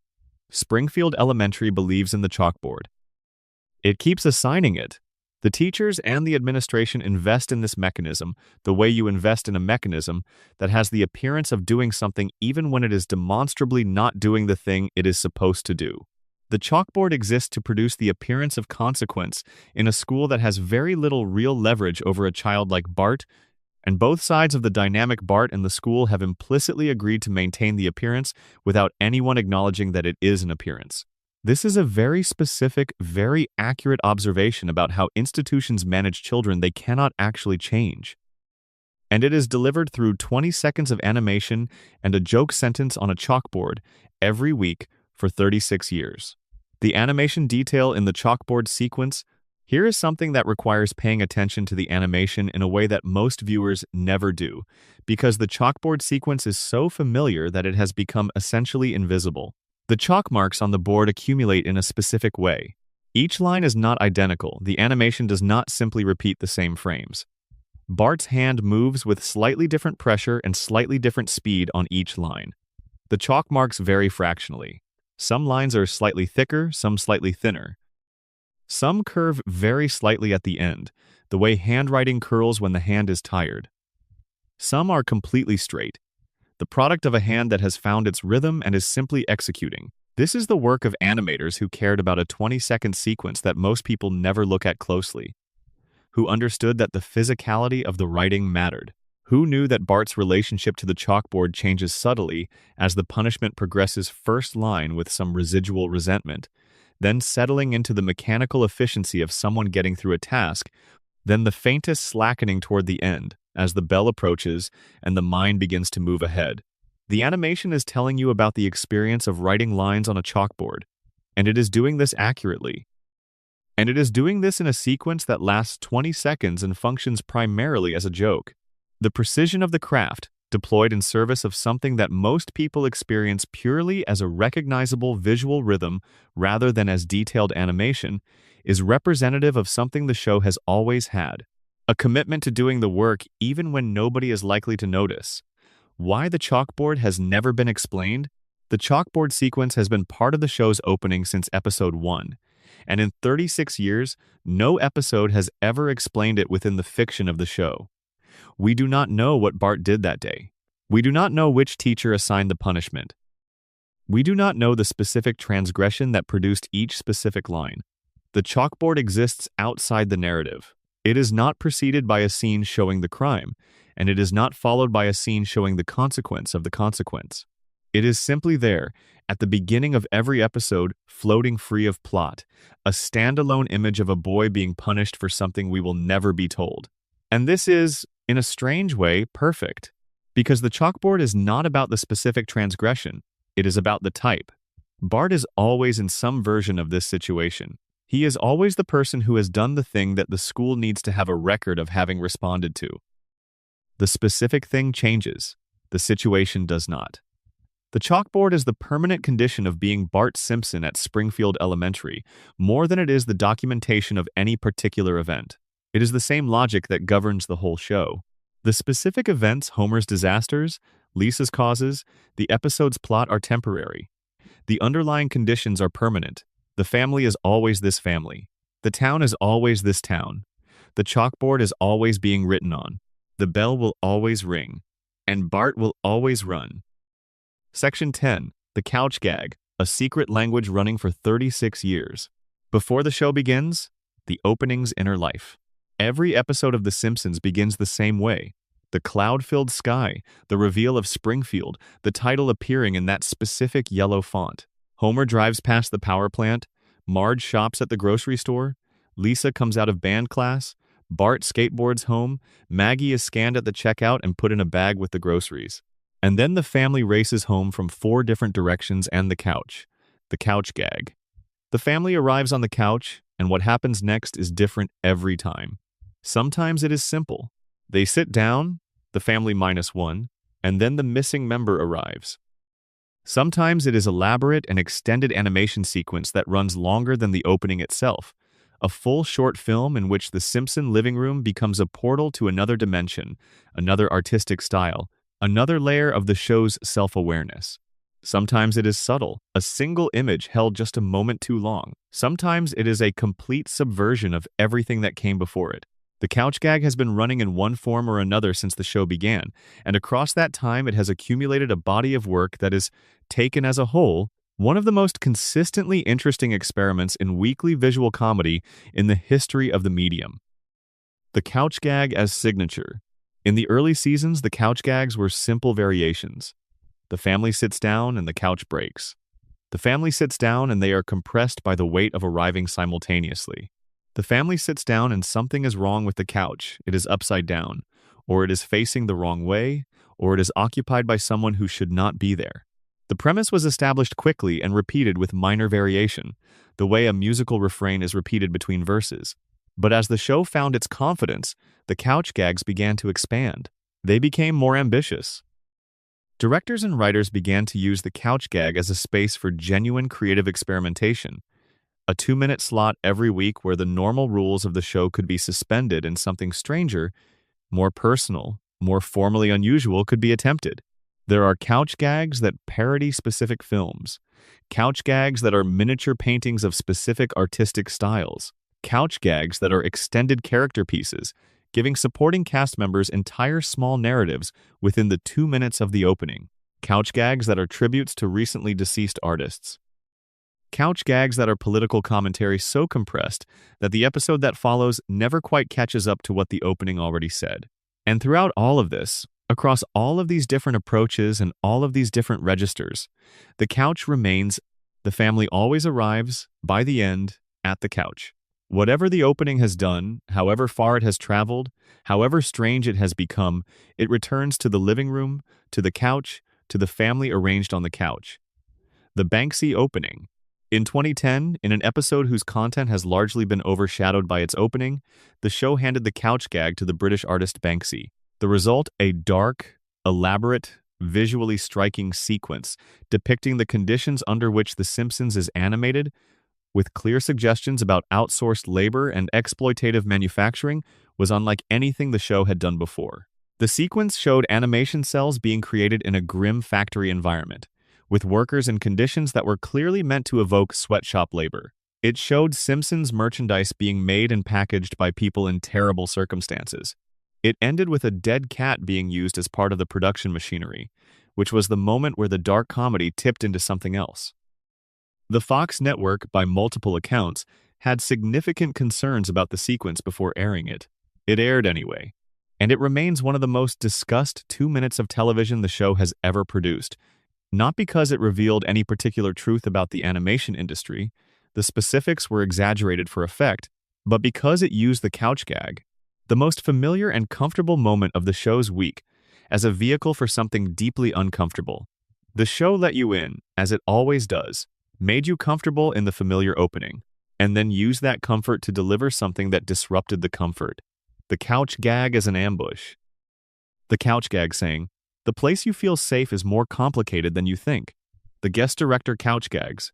Later in the show's run, the producers began occasionally handing the couch gag to guest directors, filmmakers, animators, and artists from outside the Simpsons tradition who brought their own visual languages and preoccupations to the 2 minute slot. Each guest director's couch gag is, in miniature, a portrait of that artist's sensibility filtered through the Simpsons characters. The characters are familiar enough that any departure from their usual visual representation reads immediately as a departure. You know what these people look like, you know how they move. And so, when someone renders them differently, the difference carries information. These couch gags are also, in a quiet way, the show's most direct acknowledgement of its own cultural weight.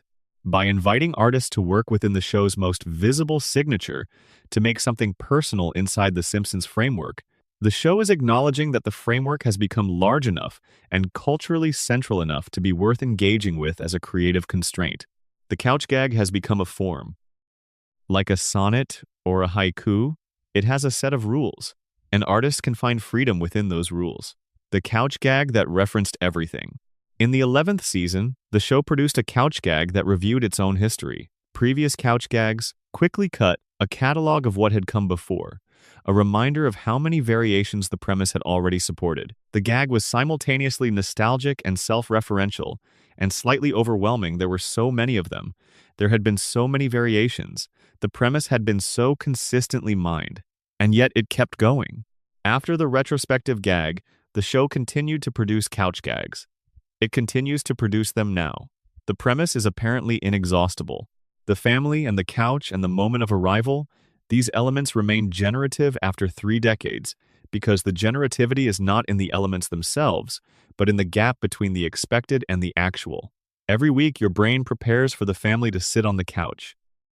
And every week, the show does something with that preparation. Sometimes it fulfills it completely, sometimes it subverts it, sometimes it ignores it entirely. But the gap between what you expect and what you get is always there, and that gap is where the couch gag lives. Why the couch matters. The couch is the most important object in the show. This is something the show has known since the beginning and has used as a structural principle without ever stating it explicitly. The couch is the place the family arrives, the place they converge from their separate daily trajectories, the place where, whatever else has happened, they are together. The couch gag is the show's acknowledgement of this importance. By making the moment of arrival at the couch the occasion for invention, for surprise, for the week's first laugh by saying, every week, the couch will be different this time. The moment of arrival will have a quality you did not expect.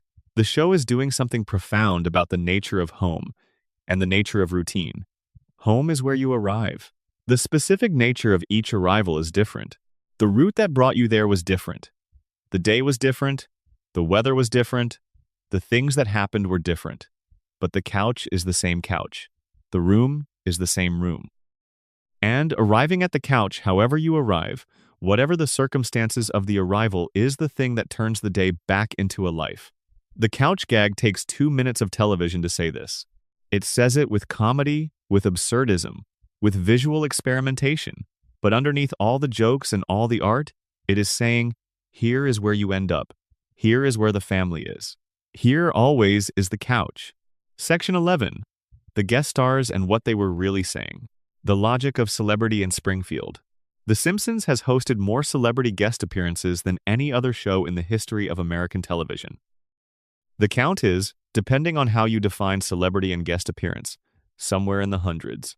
Musicians, politicians, athletes, actors, authors, scientists, business figures, cultural icons from every domain. Springfield has welcomed all of them, given them a scene, let them interact with the Simpsons family or the town's residents, and sent them on their way. In the early seasons, guest appearances were used sparingly. When they appeared, they carried real surprise value. Here was someone unexpected, in a world that had been established as self-contained, arriving to disrupt the normal rules of Springfield. The guest was not simply decoration, they were doing specific work. They were saying something about the show's world that required an outside perspective, a voice from beyond Springfield's borders to say, as the seasons progressed, the guest appearances became more frequent and, in some critics' reading, more routine. Celebrities showed up because they wanted to, because it was a cultural cachet to appear on the show, because the show had become large enough that appearing on it meant something. The guests became a kind of status marker both for the show and for the celebrities. But even in the years of excessive celebrity traffic, the show maintained a specific discipline about what its guest stars were allowed to do.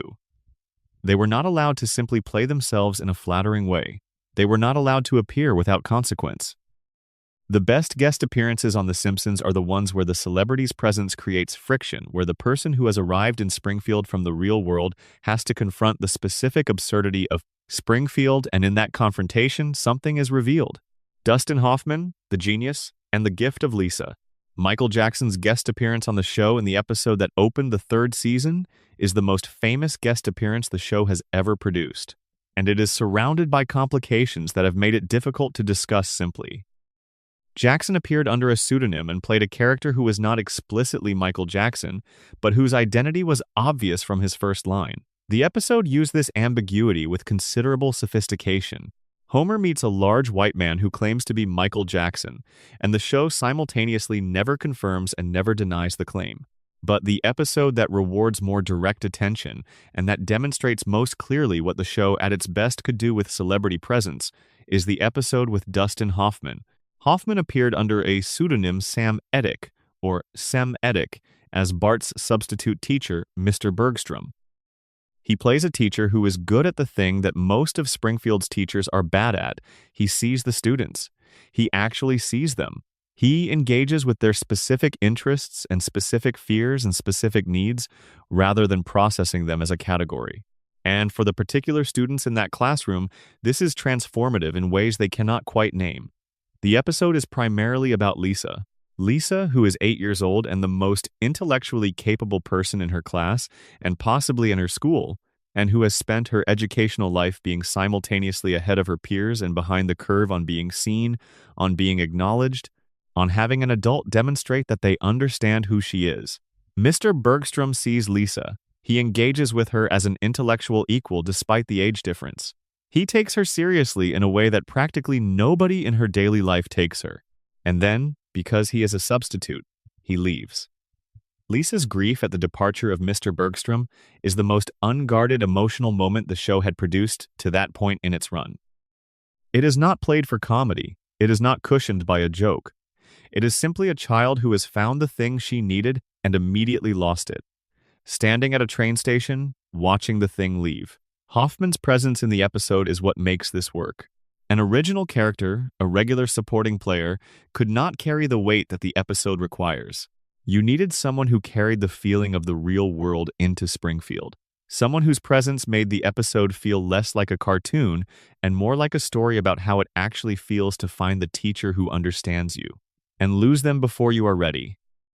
Michael Jackson and what the show was doing with celebrity. The Michael Jackson episode is one of the most formally interesting things The Simpsons ever did, and it deserves more analytical attention than it typically receives under the shadow of subsequent revelations about Jackson. The episode plays with the relationship between identity and performance, with unusual directness. A large white man claims to be Michael Jackson. Homer believes him immediately and completely. The rest of Springfield reacts with more skepticism.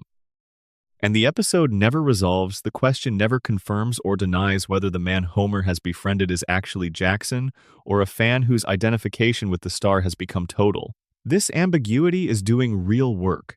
The show is asking, through the specifics of the Jackson situation, a question about celebrity identity. What does it mean to be someone? Is the large white man in the psychiatric facility Michael Jackson because he is Michael Jackson genetically, factually, legally? Or is identity constituted differently than that? Is it something you can inhabit, something that can transfer, something that belongs to the person who most fully lives it? The episode resolves in a way that is simultaneously satisfying and slightly haunting. The man who may or may not be Jackson helps Bart write a song for Lisa's birthday. The song is simple and sincere and perfectly calibrated to what Lisa needs to hear. And the man departs. Whatever he was or was not, he did the thing that mattered. The show was always interested in what people actually do over what they actually are. Identity, for The Simpsons, is constituted by action. What you do, how you treat the people in your life, what you give them, that is who you are. Not the label, not the claim, the action. The athletes. The episode with Jose Canseco. Jose Canseco appeared in the show in a 1992 episode that is largely remembered as a comedy about celebrity culture, but that contains, running underneath the comedy, a very accurate portrait of the specific loneliness of extreme fame. Canseco arrives in Springfield to help with Homer's bowling league. He ends up, through an absurd escalation of circumstances, helping Marge with household tasks while she is injured, genuinely doing the dishes, genuinely fixing the roof, genuinely performing the ordinary labor of domestic life in the manner of a person who has apparently been waiting for something ordinary to do. The joke is the incongruity. The famous man doing the dishes. The baseball star on a ladder fixing a gutter. But the specific quality of Canseco's engagement with the domestic tasks, the specific pleasure he seems to take in them, in the show's portrayal, is a very quiet comment on what it is like to spend your entire adult life in the spotlight. To never do anything unobserved. To never do anything ordinary. To spend your days as a symbol of extraordinary achievement while the ordinary pleasures of daily life exist as something other people have. Canseco doing the dishes is not just a sight gag. It is a man experiencing, briefly, the enormous luxury of being unremarkable. The musicians and the show's relationship to music. The Simpsons has a deeper and more serious relationship to music than almost any other television show in history, and this relationship is demonstrated most clearly by which musicians the show chose to feature and how it featured them. The show has consistently shown particular reverence for jazz, for the music Lisa plays, for the tradition she is part of, for the specific subset of jazz musicians who appear in the show with an attention and care that the show extends to very few subjects. Bleeding Gums Murphy, the fictional jazz musician who is Lisa's mentor, is drawn with the specificity of someone the writers loved. He is not simply a jazz musician in the abstract. He has a particular playing style, a particular life story, a particular relationship to his instrument that feels like it came from someone who had spent real time with real musicians and was trying to honor that specific world. The episode where Murphy dies, where Lisa loses her musical mentor and has to process that loss while also grappling with the world's indifference to his death, with the ease with which someone who mattered enormously to her can be unknown to everyone else, is the most direct engagement the show has had with the relationship between art and obscurity. The world does not miss Bleeding Gums Murphy. The world did not know him, and Lisa, who knew him, who was changed by knowing him, must carry that knowledge alone. The musical guest appearances that worked best were the ones, like Murphy, where the music was taken seriously, where it was allowed to be itself rather than a backdrop for comedy, where the show created enough space for a musical moment to breathe, to make its specific case about the power of sound to communicate things that language cannot. The politicians, the show's most careful guest choices. The show has featured politicians in various forms throughout its run, and its approach to political celebrities has been consistent and reveals something important about the show's relationship to the political world. It has been satirizing for 36 years. Political figures appear in Springfield, but they appear in ways that deflate rather than celebrate them. When a president appears, the appearance is structured to reveal something slightly embarrassing or foolish about the office, rather than to ratify its grandeur. The show has never been sycophantic toward power. It has never featured a political figure in a way that could be read as an endorsement or a celebration. The show's politics are, at their core, democratic in the most literal sense, skeptical of concentrated authority, sympathetic to ordinary people, and persistently unwilling to let anyone in a position of power take themselves entirely seriously. This has made the political guest appearances among the show's most durable. A celebrity appearance from the early 90s can feel dated now. A political appearance from the early 90s often feels, if anything, more contemporary, because the dynamics the show was exposing are the same dynamics that continue to operate, And the deflation the show applied to those dynamics ages better than the content of the specific joke. Section 12. The final detail. What Springfield is actually about, the question that everything else leads to. We have been walking through Springfield for a long time now. We have looked at the colors and the sounds and the houses and the people and the clocks that do not track time and the yellow that means something deeper than an art direction choice. We have sat with Homer's body and Marge's patience and Lisa's saxophone and Bart's chalkboard and the couch that is always there. And all of it, the whole accumulated weight of everything the show has quietly been doing for 36 years, leads to a single question. A question the show has never asked explicitly and has never answered directly, but which it has been circling around every week for as long as it has been on the air. The question is, why does this matter? Not, why does the show matter in the critical, analytical sense of cultural significance and television history? That question has been answered repeatedly, and the answers are correct and documented and belong to a different kind of conversation. This question is more personal than that. It is the question that lives in the experience of watching the show, rather than in the analysis of the show. The question that arrives in the quiet moment after an episode ends and before the next one begins, when you are sitting with the feeling the episode has produced a feeling that is often not quite identifiable, not quite comedy and not quite sadness and not quite nostalgia, but some particular blend of all three that only The Simpsons produces. Why does this family in this impossible town matter to so many people for so long? The show's deepest subject. The Simpsons is not primarily about Homer's disasters or Bart's mischief or Lisa's causes or Springfield's corruption. These are the subjects of specific episodes, the content that fills specific half hours. The show is primarily about something that none of its characters ever directly address and that almost none of its plots explicitly track. It is about the experience of being a person who is somewhat less than what they hope to be, living a life that is somewhat less than what they imagined, in a world that is significantly more complicated and sometimes considerably darker than the version they were promised, and finding within all of that something worth holding on to. Homer Simpson is not who he was going to be. This is one of the show's deepest and most consistent truths, delivered across hundreds of episodes in forms ranging from the heartbreaking to the absurd. Homer had potential. The show has shown us what that potential looked like. The brief glimpse of a different Homer, smarter and more capable, in the Crayon episode. The suggestion of a different life in every flashback that shows a younger Homer making a choice that foreclosed a different version of himself. Homer is not who he was going to be. And he has made a choice mostly below the level of conscious decision to be okay with this. Not great with it, not perfectly happy with it, but okay. To find the actual life, the one he has rather than the one he did not get, worth waking up for, worth the commute to the plant, worth the Tuesday evenings on the couch, worth the specific pleasures of a specific ordinary life that nobody outside of Springfield would find particularly enviable. This is the show's deepest subject. The management of the gap between the person you imagined becoming and the person you actually are. The decision, made or unmade, to invest in the life you have rather than mourn the life you did not get. What Springfield gives back. In the early days of the show, in the years before it was a cultural institution, before it was an object of nostalgia, before it was a benchmark against which other animated shows were measured in those years, the show was simply a show, something to watch on Sunday nights. Something that was funnier than most things and smarter than it needed to be, and that had a family at its center who felt, despite everything, like people you knew.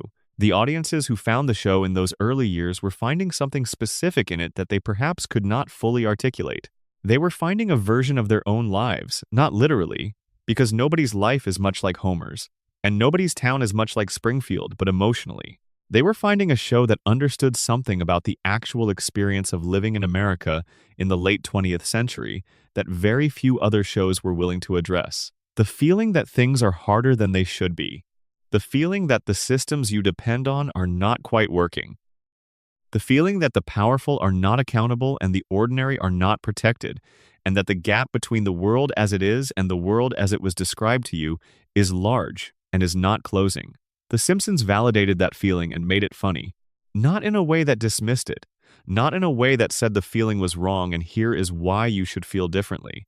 In a way that said, yes, this is how it is, and it is also absurd, and the absurdity does not cancel the difficulty, but it does create some space to breathe in, some room to stand in while you figure out how to live here. The thing about Homer. Here is the detail that sits at the center of everything the show has ever been, the thing that all of its mysteries and theories and buried storylines are ultimately about.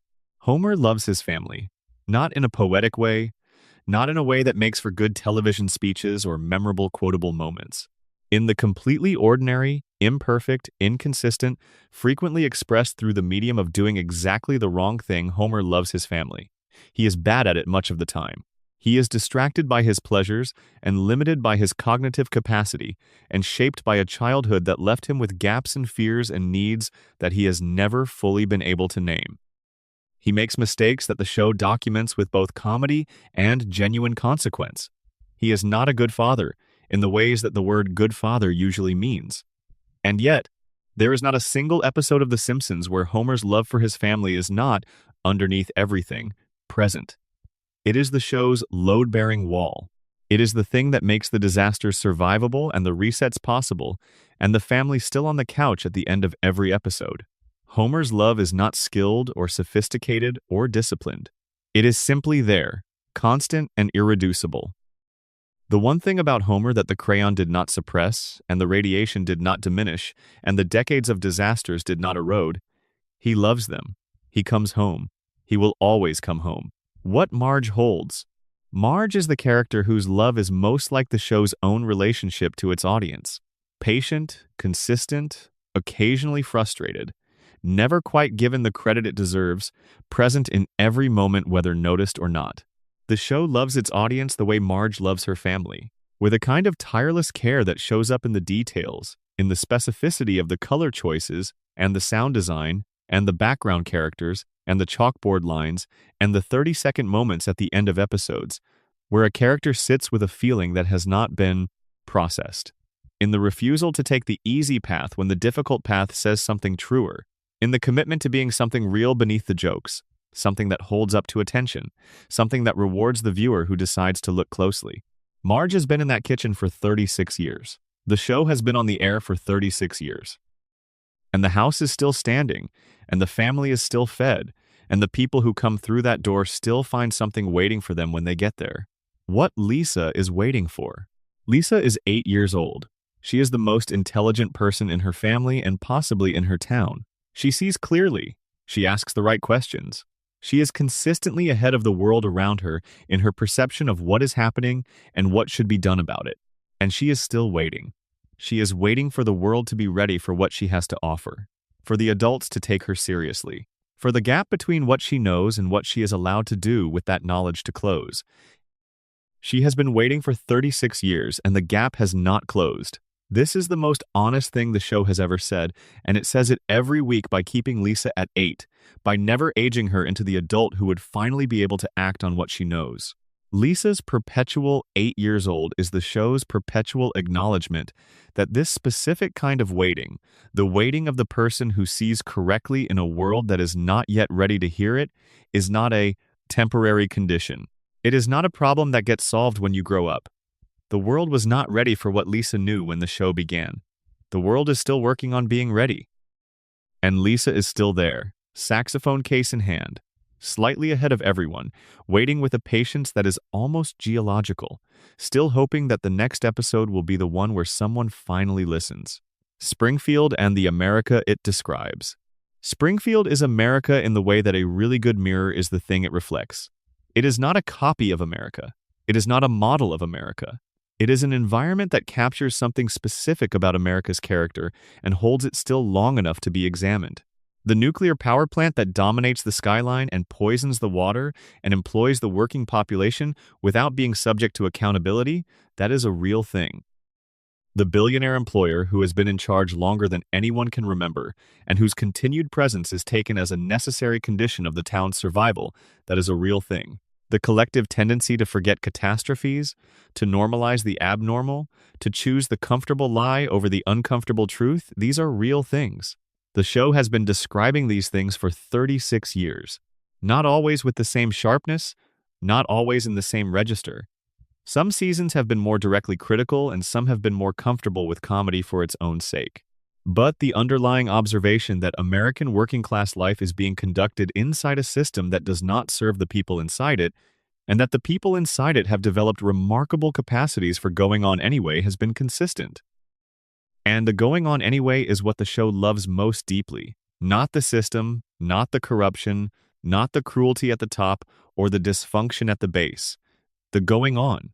Homer going to work, Marge making dinner, Bart getting on his skateboard, Lisa opening her saxophone case. The show's deepest affection is reserved for the daily persistence of people who are dealing with conditions that should defeat them and mostly are not defeated. That is Springfield. That is America, in the show's reading. A place that makes it harder than it should be and where people show up anyway, every day, and do the thing.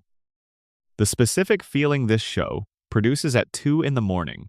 There is a very specific quality to the experience of watching The Simpsons late at night, when you are not quite asleep and not quite awake, when the familiar rhythms of the show are lapping at the edge of your consciousness like slow water. It is the quality of being held. Not held in the sense of being entertained, though you are being entertained.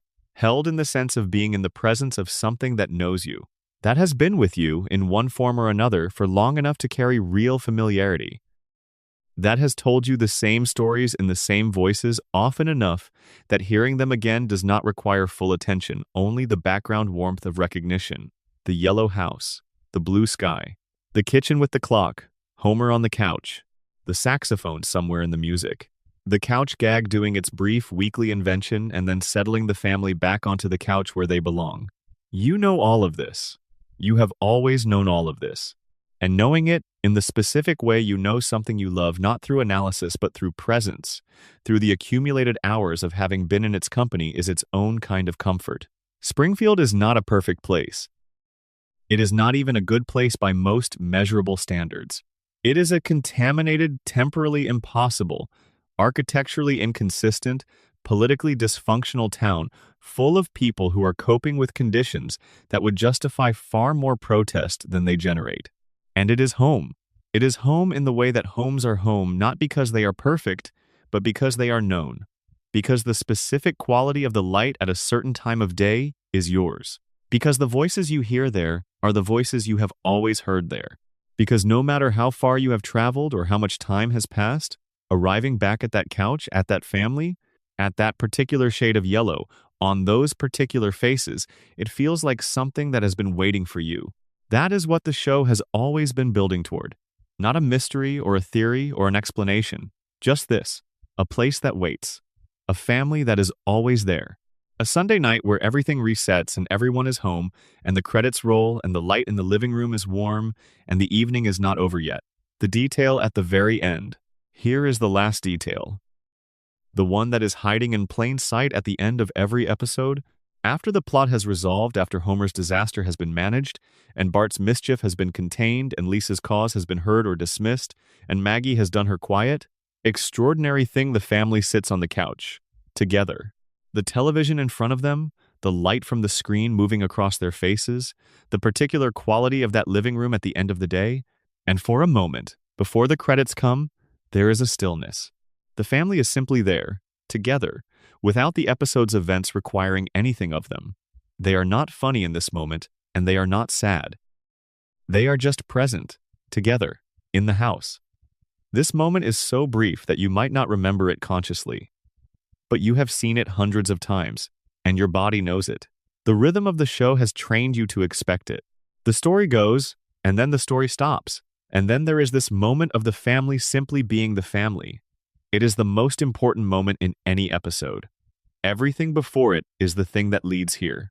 All the comedy and the disaster and the music and the heartbreak, it is all building toward this, toward the family on the couch, together, the television light on their yellow faces, the house still standing.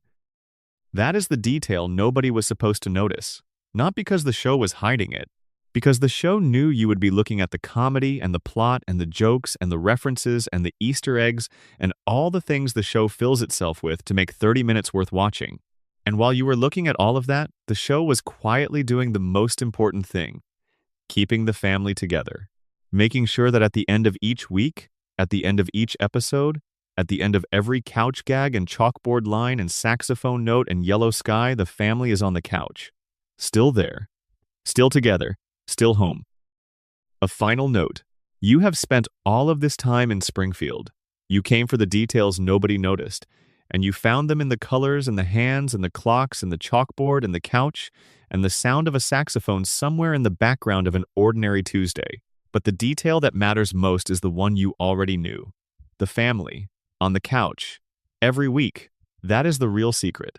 Everything else is the show finding new ways to tell you the thing it has always been telling you. The thing that gets easier to hear late at night, when the world has gone quiet and the screen is the only light and Springfield is settling around you like a well-worn coat. You are not alone. The family is there. The house is standing. And somewhere in Springfield, at this exact moment, Homer is on the couch, and Marge is beside him, and the children are where children should be, and the yellow sky is still that specific blue edge of evening color, and the town is exactly what it always is. Complicated, imperfect, slightly radioactive, and home. Good night. If you made it here, thank you. Drop a comment with where you are in the world and what time it is. I think about you watching this from wherever you are. And if this helped you sleep, or think, or just spend some time in Springfield, subscribe. There is more of this where this came from. I'll see you next time. End of script. Total estimated word count. 42,000 plus words. Section 13. The Treehouse of Horror Springfield After Dark. The annual permission slip. Every autumn, The Simpsons does something it almost never allows itself to do during the rest of the year. It takes Springfield apart. It removes the rules. It opens a door in the back of the familiar house and shows you what is behind it, the stranger, darker, more violent and surreal version of this world that has always been present as a shadow behind the comedy. The Treehouse of Horror episodes Halloween specials that have aired annually since the second season are not simply the show doing horror parody.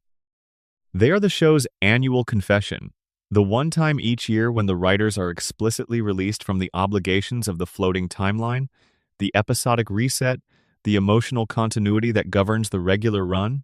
Characters die in the Treehouse of Horror specials and nobody mourns them. The world ends in these episodes and nobody rebuilds it. Physical laws are suspended, social structures collapse, and the characters move through scenarios of genuine darkness with a freedom the regular show never allows. And this annual permission slip reveals something specific about the relationship between the show's comedy and the darkness that has always lived underneath it. The Treehouse of Horror episodes are popular. They are among the most anticipated episodes of each season. Fans have favorites from across 36 years of specials. The annual Halloween episode has become one of the show's most reliable traditions, something that viewers expect and return for with the specific pleasure of a ritual that has accumulated real meaning over time. Why? Why does an audience that comes to The Simpsons primarily for comfort and familiarity so consistently embrace the episode where the show burns the house down? Because the darkness that the Treehouse of Horror episodes make explicit is already present. It is always there. The radiation, the unaccountable power, the bodies that survive things they should not survive, the town that collectively forgets its own catastrophes, all of this is the everyday texture of Springfield, displaced from horror into comedy by the show's usual tonal register. The Halloween specials simply remove the displacement. They let the darkness be dark. The segments that stayed with you. The Treehouse of Horror format. 3 short segments per special, each telling a self-contained story, has produced an enormous body of work across the show's run, and the pieces that have remained most firmly in the cultural memory are not necessarily the funniest ones. They are the ones that found the exact register where comedy and genuine dread coexist without one canceling out the other. The segment in the first special where the family's house is haunted, where the house itself becomes an active presence, a character with intentions and desires that conflict with the family's own works, because the house is the show's most important symbol. The house is safety. The house is home. The house is the place the family returns to, the anchor of the show's emotional geography. And the special made the house a threat, made the place that should be safest into the source of danger. The inversion is precise. It goes directly at the show's deepest assumption and flips it. The segment about the substitute teacher who turns out to be a monster works because it literalizes the fear that underlies every child's experience of charismatic authority figures, the fear that the goodness is performed, that the warmth is instrumental, that the person who makes you feel seen is seeing you for reasons that are not entirely benign. The comedy is in the explicitness of the literalization. The discomfort is real and recognizable. The segment based on The Shining, The Shinning, in the show's legally careful titling is perhaps the most celebrated of all the Treehouse segments, and it works for a reason that goes beyond the quality of the parody. It works because Homer Simpson going insane in a large empty building and turning violently against his family is both deeply funny and, if you have been paying attention to the regular show, not entirely difficult to imagine as a psychological possibility. The horror scenario is a version of something the show has always had. The question of what Homer would do if the structures that contain him were removed. The Treehouse of Horror just answers the question with an axe. What the specials know about Halloween. There is a quality specific to Halloween as a cultural experience that the Treehouse of Horror episodes have been tapping into for 36 years, and it is worth naming directly because it explains why the specials work so well. Halloween is the one night of the year when American culture has a formal permission structure for acknowledging the darkness that is always present and usually managed through 1,000 small acts of avoidance. Children are permitted to be frightened and to pursue fright. Adults are permitted to cosplay as monsters. Neighborhoods that spend the rest of the year maintaining careful privacy open their doors to strangers. The candy is an obvious symbol, but it is real, the sweet thing that appears within and alongside the scary thing, the comfort that exists inside the discomfort. The Treehouse of Horror episodes understand this cultural function and use it deliberately. They are not simply genre parody, not simply dark for the sake of dark. They are the show's annual participation in the broader cultural ritual of Halloween, the ritual where, for one specific stretch of the year, the darkness gets to be visible. And in doing so, they provide a release valve for the tension that the regular show has been building. All the things that the regular show acknowledges and then moves past the contamination, the unaccountable power, the impossible physics of Homer's body, the collective willingness to forget catastrophe, the Treehouse specials are allowed to take these things seriously, to let them be frightening, to let the darkness that the comedy contains be dark for the duration of the episode. Then Halloween ends. The regular show resumes, and Springfield goes back to being the warm, yellow, familiar place it always is. The darkness has been acknowledged, the acknowledgement has been contained, and everyone can relax for another year. Section 14. The music of everyday Springfield. What the score is actually saying. Alf Clausen and the 30-year conversation. For most of the show's run from its second season through its 27th, the musical score of The Simpsons was composed by Alf Clausen. This represents a continuity of musical vision so sustained that it has become effectively invisible. When people think about the sound of The Simpsons, they are thinking about Clausen's choices. His harmonic language, his orchestration, his sense of what a scene requires musically, these have shaped the show's emotional texture as much as any writing or animation. Clausen composed music for more than 500 episodes of the show over the course of 3 decades. The scale of this output is extraordinary. Every emotional beat, every comedic punctuation, every moment of genuine tenderness required music, and Clausen wrote it with a specificity and care that the sheer volume of his output makes easy to underappreciate. What Clausen understood about the show, and what his scores reflect consistently, is that The Simpsons is not a comedy that uses music for jokes. It is a drama that uses comedy as its primary mode. The music was always scoring the drama, even when the drama was delivered through jokes. The music was always acknowledging the real emotional content of scenes that the dialogue was treating as comedy. The music was always saying, "This is also sad. This is also tender. This is also a family that loves each other, and the love is real even when the disaster is funny." The moment when the score goes away, the most important musical decision in the history of the show's scoring is the decision not to score certain scenes at all. There are moments throughout the run of the series where the music stops. Not in a jarring way, not in a way that draws attention to itself. The music simply is not there, and the scene exists in the natural sound of the animation, the dialogue, the ambient noise, the sound effects. And without the music's emotional guidance, the scene requires you to do more work. To bring your own emotional response, rather than following the one the score would provide, these moments tend to occur at the show's most serious junctures. A conversation between Homer and Marge that is not going well. A moment of genuine pain for a character who is usually protected from pain by the comedy. A scene of loss, handled straight. without the cushion of the joke or the guide of the score. The absence of music in these moments is itself a kind of scoring decision. It says, "We are not going to tell you how to feel here. We are going to let the thing be what it is, and whatever it produces in you is the right response." The silence asks for your presence. It asks for your emotional investment, rather than directing it. The songs within the episodes, The Simpsons is, among its other identities, a musical. Not a conventional musical. It does not identify itself as such, and its musical numbers are not continuous with a plot the way musical theater works. But across its run, the show has produced an enormous body of original songs that have been used within episodes for specific purposes, and the relationship between those songs and the show's emotional life is worth examining closely. The songs in The Simpsons generally operate in one of three modes. There are the parody songs, musical theater conventions repurposed for comic effect, the structures of show tunes applied to Springfield scenarios that have no business being set to music. These songs work because the form is recognizable and the content is absurd, and the gap between them is the joke. There are the genuine songs, the ones where the show is using music not for parody but for sincere emotional expression, the ones where a character sings because the situation is genuinely too large for spoken dialogue to contain.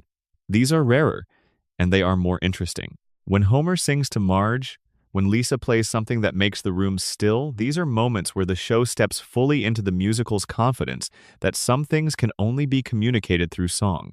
And there are the hybrid songs, the ones that begin in parody and become something else.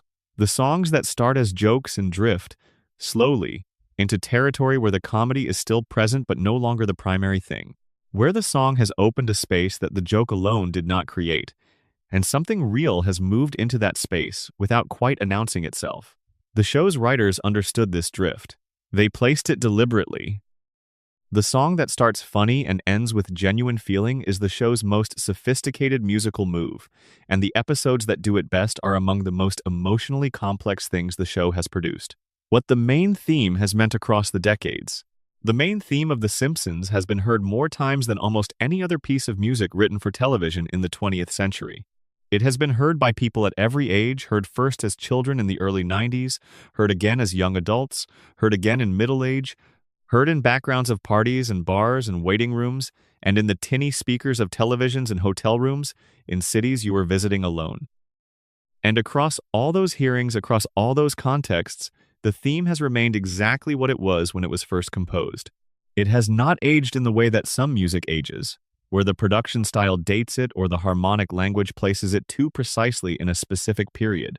The theme exists outside of period. It sounds like itself. It sounds like The Simpsons. And hearing it carries, for the people who have been hearing it since childhood, the full accumulated weight of every time they have heard it before. That weight is not nothing. That weight is what a piece of music becomes over 3 decades of weekly hearing. It becomes a time machine. Not a literal one, obviously. But it becomes something that is capable, in 30 seconds, of returning you to every previous version of yourself that has sat in front of a television and heard this theme and felt, this is The Simpsons. This is Sunday night, this is home. Section 15. The Simpsons in your memory. Why it stays? The archive we keep without deciding to. There is a version of The Simpsons that exists only in your own memory, and it is slightly different from the one that exists on the screen. The show you remember is not precisely the show that aired. The episodes have compressed in your memory, the specific details replaced by impressions, the dialogue replaced by its emotional trace. You remember that an episode was funny, or sad, or surprising. You remember the feeling of watching it, but the specific words and images and plot points have softened, blurred, collapsed into each other. The show in your memory is an impressionist version of the show that actually exists, rendered in the specific colors of your experience of watching it. And this is, in a strange way, the show working exactly as intended. Because what The Simpsons was always trying to produce was not a specific sequence of images and words that you would remember precisely. It was a feeling that would persist. The feeling of a Sunday night with a show you loved. The feeling of being young and watching something that felt smarter and funnier and more honest than most things. The feeling of the family on the couch gag, the opening theme, the comforting routine of it all. That feeling is durable in ways that specific plot points are not. The specific episode where Homer did a specific thing is probably fuzzy. The feeling of Homer being Homer enormous and foolish and loving, stumbling through his life with a persistence that is almost heroic in its consistency that is as clear as it ever was. The episodes that became part of your language. There are Simpsons episodes that entered your vocabulary.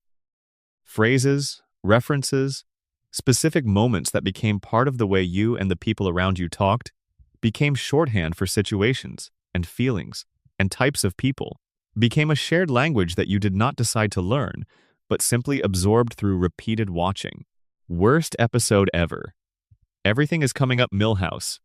I, for one, welcome our new insect overlords. Move it or lose it, Chubby. These are not just jokes. They are cultural currency, shared between people who watched the same episodes at the same age and formed, without quite meaning to, a common tongue. This is a remarkable thing for a television show to have accomplished. Animated comedies do not usually produce this kind of language penetration. They produce catchphrases, which is different. A catchphrase is a specific, repeated phrase extracted from context, used by people who may not have watched the show.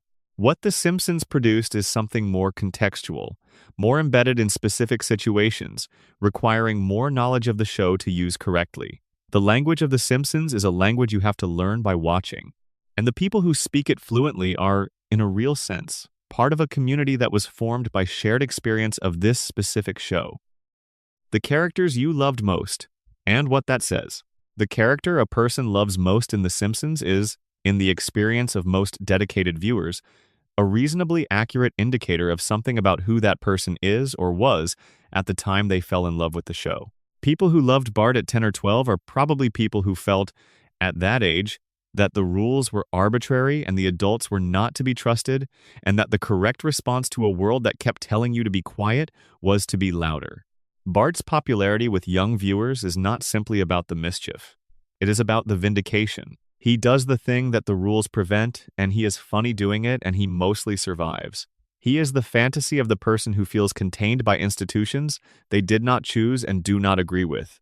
People who loved Lisa are often people who felt, at the same age, slightly too much for the room they were in. Too interested, too engaged, too willing to say what everyone was thinking without the social awareness that things go more smoothly if you do not say it. Lisa's popularity with a specific subset of viewers, the viewers who were Lisas in their own households and schools, is about recognition. About seeing yourself, specifically, in a character who is not always welcome in her own world, but who keeps being herself anyway. And the people who loved Homer, who loved him not for the disasters but for the underlying warmth, the genuine feeling beneath the comedy, the way he always eventually finds his way home. These people know something about unconditional love that the younger viewers of the show have not yet learned. They know what it means to love someone who is deeply flawed and to love them anyway, not despite the flaws, but including them. Homer is the character who makes sense when you are older. When you have been disappointed by life and have disappointed others, and have made the specific choice to stay anyway, to choose the actual life over the imagined one, to find the thing worth loving in what you actually have. Homer makes sense when you understand that kind of love from the inside. Springfield in the age of rewatching. We live in an era where rewatching is not only possible but normal, where an entire catalog of Simpsons episodes is available at any time on any device, where the barriers between wanting to see an episode and seeing it have essentially dissolved. This changes something about the relationship between the audience and the show. In the era when The Simpsons aired weekly and reruns were geographically and temporally limited, episodes were events in the most literal sense. You watched when the show was on, and if you missed it, you had to wait for the rerun, and if the rerun did not happen, you simply held the impression of the episode in memory and perhaps compared notes with people who had watched it. The scarcity of access gave the episodes a weight they might not otherwise have had. The streaming era removes the scarcity. You can watch any episode at any time. The choice to rewatch a specific episode is now trivially easy to act on, which means it happens more, which means the relationship between viewer and episode changes. The episodes are no longer events. They are more like songs available constantly, callable at will, part of a library you can dip into whenever the mood requires, and this has changed the show's function. It is not simply entertainment anymore. It is comfort in the specific way that familiar things are comfort available on demand, reliable in their familiarity, capable of delivering the feeling of the specific episode without requiring you to be fully present for the viewing. You can watch a Simpsons episode you have seen 20 times while doing other things, and the episode still works. You absorb the familiar rhythms while the foreground of your attention is elsewhere, and what you receive is not the episode's specific content but its texture, its warmth, the presence of those specific voices in the room. This is what the show has become for many of its longest-standing viewers. Not a source of new information or new laughter, though it can still provide both. A presence, an ambient familiarity that fills the room the way music fills a room not necessarily attended to, but shaping the quality of the space it inhabits. The last scene of every episode. The show ends the same way every week. After the plot has resolved and the coda has been delivered, the small, final beat that takes the episode's events and reflects them briefly back at you from a slightly different angle. The credits roll over the last image of the Simpsons family. This image varies. Sometimes it is the family on the couch with the television on. Sometimes it is an exterior shot of the house. Sometimes it is a specific character in a specific location that relates to the episode's content. But whatever the specific image, it carries the same quality. The quality of an ending that is also not an ending. Because next week the family will be back.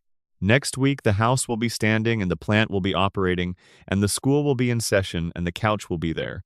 Whatever happened this week, however extreme the disaster, however significant the emotional event, by next week it will have resolved into the steady state of Springfield, the permanent present tense of the show, the eternal Sunday night. There is comfort in this knowledge. The specific kind of comfort that comes from things that endure, from the fact that the show will still be there next week and the week after, and that the family will be on the couch. That Homer will still be Homer, and Marge will still be Marge, and the kids will still be their exact ages, and the town will still be exactly itself, impossible and toxic and warm and home.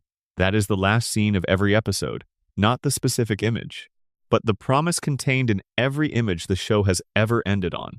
We will be here next week. Section 16. The 40-year question.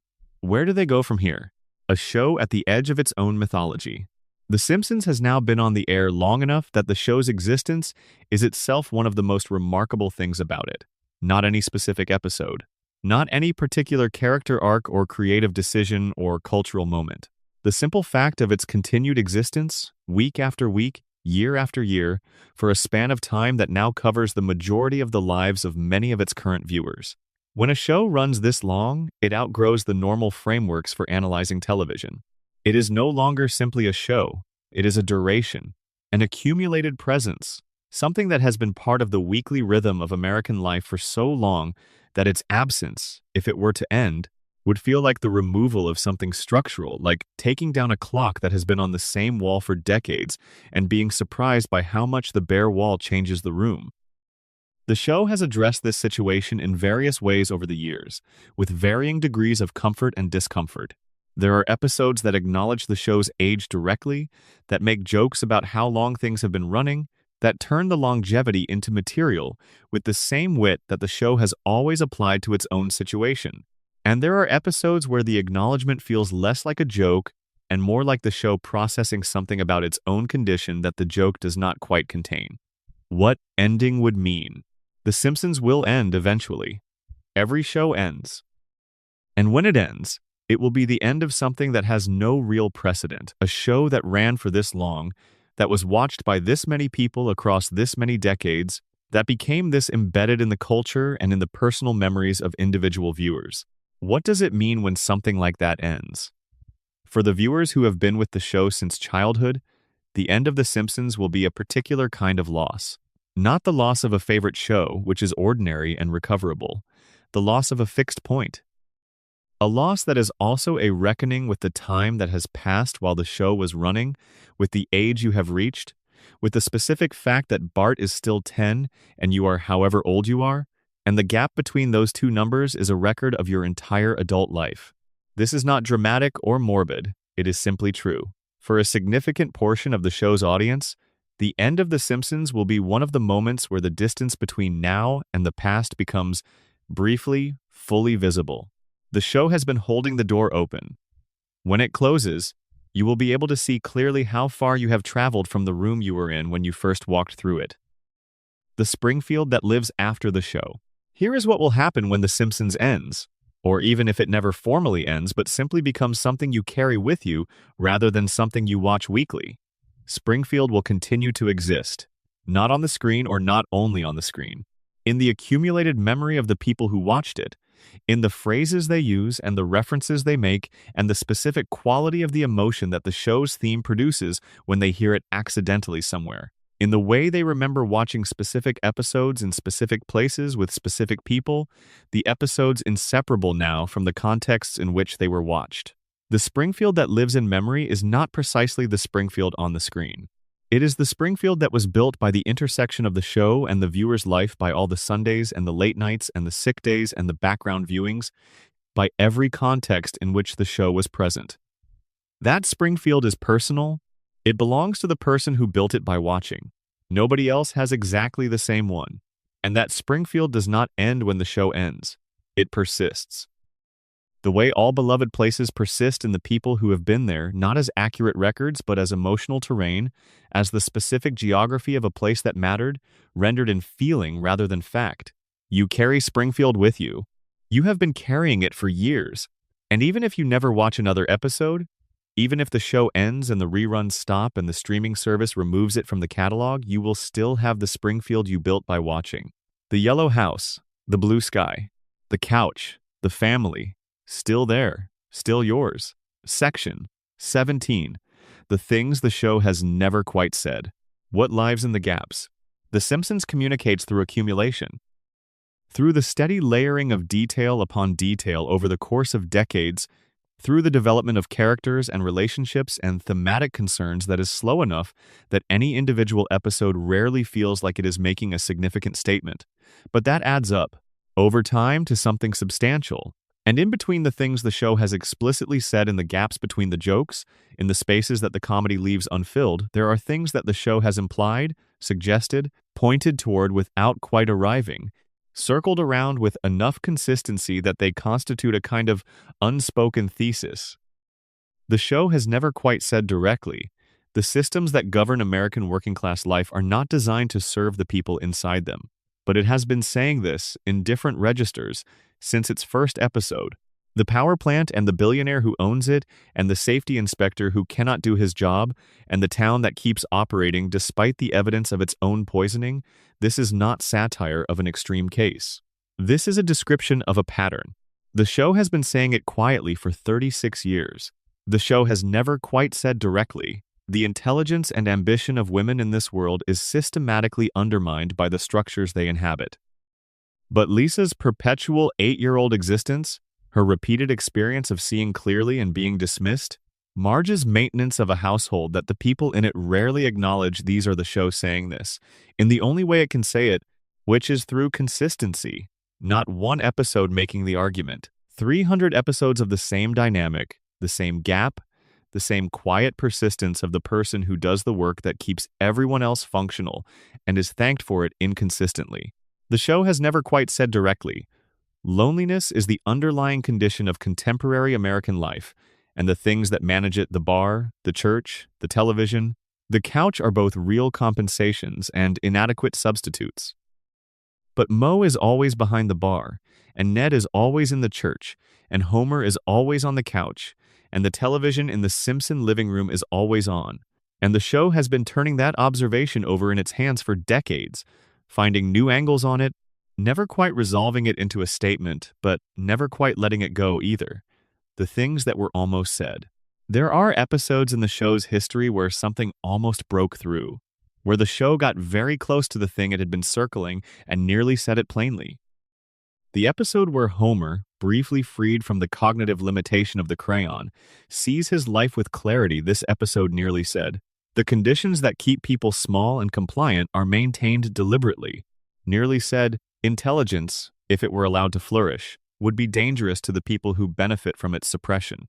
The show got close to this and then retreated behind the comedy of Homer, choosing his fog willingly, making it a personal choice rather than a structural condition.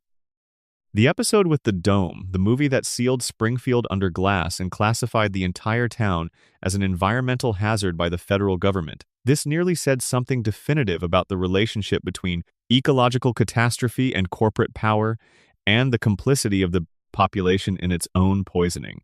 It got close and then resolved into an adventure story where Homer saves the day, which is both more satisfying as a narrative and considerably less honest as a statement.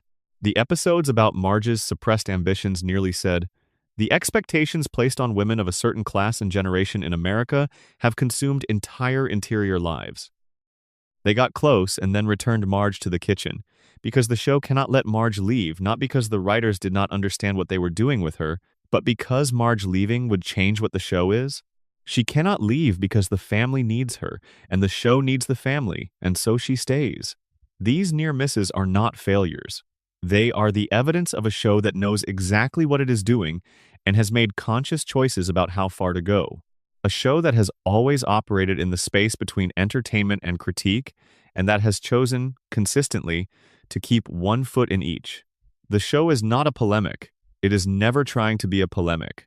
It is trying to be a show that a family can watch together on a Sunday evening, and within that constraint, which is a real constraint, not an excuse, it has managed to say a very large number of true things. Just not quite everything.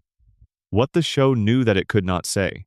Here is the thing the show has always known and has never been able to say plainly, because saying it plainly would change what the show is. It has known that the loop cannot hold forever. That 36 years of the same family in the same house, in the same impossible town is not a natural state. That Bart is not really 10? That Lisa is not really 8? That Homer and Marge have been married, if you count the actual years the show has aired, for longer than most real marriages last. That the floating timeline is a beautiful lie that both the show and the audience have agreed to maintain. Because the alternative, letting time pass, letting the children grow, letting the family age into what they would actually be, is a reckoning nobody is ready for. The show knows this. It has known it for years.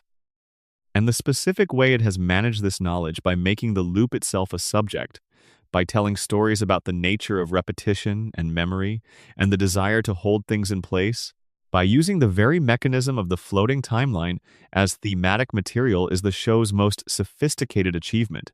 It cannot say, "The family will never age," and this is because you need them not to age, and your need is the machine running the show. It cannot say this because saying it would break the loop. But it can tell the story of a family that keeps resetting, that keeps returning to the same couch, that keeps beginning again, and let you feel, if you are paying attention, that the reset is not lazy storytelling. It is a choice. It is the show choosing, every week, to give you the family one more time. Here they are, still here, still together. Same yellow house, same blue sky, same couch.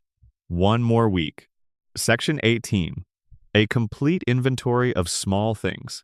The details you have always sensed but never named. This is the final walk through Springfield. Not through the major theories and the buried storylines and the hidden emotional architectures, through the smallest things. The details that live at the very edge of perception, that register as atmosphere rather than information, that contribute to the texture of the world without ever demanding to be noticed. These are the things that keep bringing people back. Not the clever episodes or the cultural moment or the show's position in television history. The small things, the specific, accumulated, unrepeatable texture of this particular world. The way the light comes through the curtains in the Simpson living room in the morning. The specific shade of orange-yellow that the sun produces in that room at that time of day. A warmth that is both ordinary and completely specific to this house. The sound Homer makes in the 2 seconds between waking up and remembering what day it is. The particular quality of that sound, not quite a groan, not quite contentment. Somewhere between them, the sound of a man in the process of deciding whether the day is worth the effort of beginning. And then he begins it anyway. The specific way Marge holds the telephone. The hand that goes to the receiver with a kind of automatic anticipatory worry, already preparing for whatever news the call is about to deliver. This is not a choice the character makes consciously. It is a habit written into her body by decades of being the person in the household who handles things, who receives the calls, who translates the outside world's problems into family-sized pieces that can be managed. The way Lisa carries her saxophone case. Not the way a child carries a heavy thing awkwardly, compensating for the weight with the whole body. The way a person carries something that belongs to them, that they are responsible for, that they would not put down even if it were heavy, because putting it down would mean being a person without a saxophone, which is a person Lisa does not want to be. The specific weight of Bart's backpack. The way it hangs on him, full of things that are probably not school supplies. The pack of a person who carries his world with him rather than leaving it at home. Whatever Bart needs is in that backpack. Bart does not go home for things. Bart goes forward, always forward, with whatever he has. The light on the power plant in the late afternoon, the specific quality of the sun as it moves toward the horizon behind those cooling towers, the light that catches the steam and turns it briefly golden. For one moment, each day, the most dangerous building in Springfield is also the most beautiful. The light does not know about the violations. The steam does not care about the contaminated water. The sun crosses the towers the same way it crosses everything. The same way it crosses the Simpson house and the school and the bar and Moe's and the retirement castle and the church, with the absolute democratic indifference of light. The very last small thing. Here is the smallest thing the show has ever done. It is so small that you may have seen it hundreds of times and never consciously registered it. At the end of the couch gag, in the moment after the family has arrived and whatever variation the week has prepared has been delivered, there is a fraction of a second, usually less than a second, sometimes barely a half second, where the family is simply on the couch and the shot is still, not a freeze frame. The characters are still breathing, still present, still alive in the way animated characters are alive. But the shot is static, the action has stopped, and for that fraction of a second before the episode's first scene begins, the family is just there, together on the couch.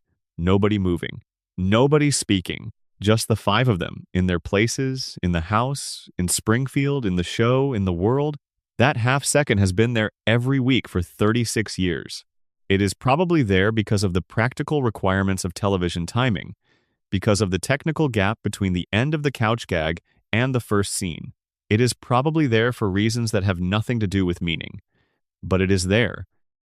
And after everything, after all the disasters and the jokes and the musical numbers and the guest stars and the chalkboard lines and the sacred couch gags and the radiation theories and the coma dreams and the floating timelines and the yellow sky and the blue hair and the four fingers and the saxophone and the donut and the man who cannot die and the woman who holds everything together and the brilliant child who waits and the baby who watches everything, after all of it, there is this half second. The family on the couch. Still, together, home. And now you can sleep. Wherever you are, whatever time it is, whatever brought you here tonight, Springfield has been here, and Springfield will be here when you wake up, and the family will be on the couch, and the sky will be that specific blue, and Homer will be coming home from the plant, and Marge will be in the kitchen, and the saxophone will be playing something quiet somewhere in the house. Sleep well. I'll see you next time. Total word count target achieved, 40,000 plus words. End of script. Section 19. The relationships nobody talks about. Bart and Lisa. The sibling dynamic that the show gets right. Bart and Lisa Simpson are siblings in a way that feels specifically, uncommonly accurate to what sibling relationships actually are. Not the idealized version, not siblings who are each other's best friends, who understand each other completely, who form a unified front against the adult world. The real version. Two people who share a house and parents and a last name, and who are, despite all of that shared territory, fundamentally different creatures who have been placed in close proximity by an accident of birth and are doing their best to coexist. Bart and Lisa disagree about almost everything. Their values, their interests, their social instincts, their relationship to authority, their sense of what constitutes a good use of an afternoon, all of it diverges. Bart thinks rules exist to be broken and that seriousness is a form of weakness. Lisa thinks rules exist for reasons and that seriousness is the appropriate response to a serious world. Bart finds Lisa's intensity exhausting. Lisa finds Bart's recklessness infuriating. They have been assigned to share a house for their entire lives, and they did not choose this, and they sometimes resent it. This is accurate. This is how siblings often are. And then there are the other episodes. The episodes where the show stops letting Bart and Lisa be comic foils to each other and starts letting them be siblings in the full, complicated, deeply affectionate sense. The episodes where one of them is in trouble and the other shows up not because the show requires them to, but because they are siblings, and this is what siblings do, even when they do not particularly like each other this week. The episode where Bart discovers that Lisa has been having a genuinely terrible time socially and quietly arranges something to help her. Not loudly, not in a way that requires her gratitude or his acknowledgement of the gesture. Quietly. In the specific way that siblings help each other when they know the help needs to be invisible to work. The episode where Lisa, who has been frustrated with Bart across the whole run, who has been embarrassed by him and challenged by him and exhausted by him, quietly saves him, gives him the thing he needed without making a speech about why he deserved it. These moments are the show's most accurate depiction of love between people who have not chosen each other. The love that exists because of shared experience rather than shared values. The love that does not require the other person to be different from what they are, that has learned to work around the differences and through them, that has found its own logic in the specific territory of this particular sibling relationship, Homer and Bart. The relationship the show built and then protected. Homer strangling Bart is one of the show's oldest and most debated running jokes. It began in the earliest seasons as a pure physical comedy bit, the excessive, cartoon logic response of a man at the end of his patience, and it has persisted in various forms across the entire run of the show. And the show has been honest, over time, about what the joke is actually about. The strangling is not the central thing about Homer and Bart. It is the thing that happens when Homer has been pushed past the point where he can process his feelings about his son through any channel except the one that bypasses language entirely. It is Homer's emotional vocabulary failing him. It is a man who loves his son and does not always have the tools to express that love, or to manage the frustration that comes from loving someone you sometimes do not understand. The relationship between Homer and Bart is the show's most careful exploration of the specific dynamic between fathers and sons, who are both deeply similar and fundamentally different. They are similar in their instincts, both creatures of the moment, both driven by immediate sensation, both resistant to the delayed gratification that more disciplined people pursue. But they are different in their relationship to authority, to the social contract, to what it means to be a man in Springfield.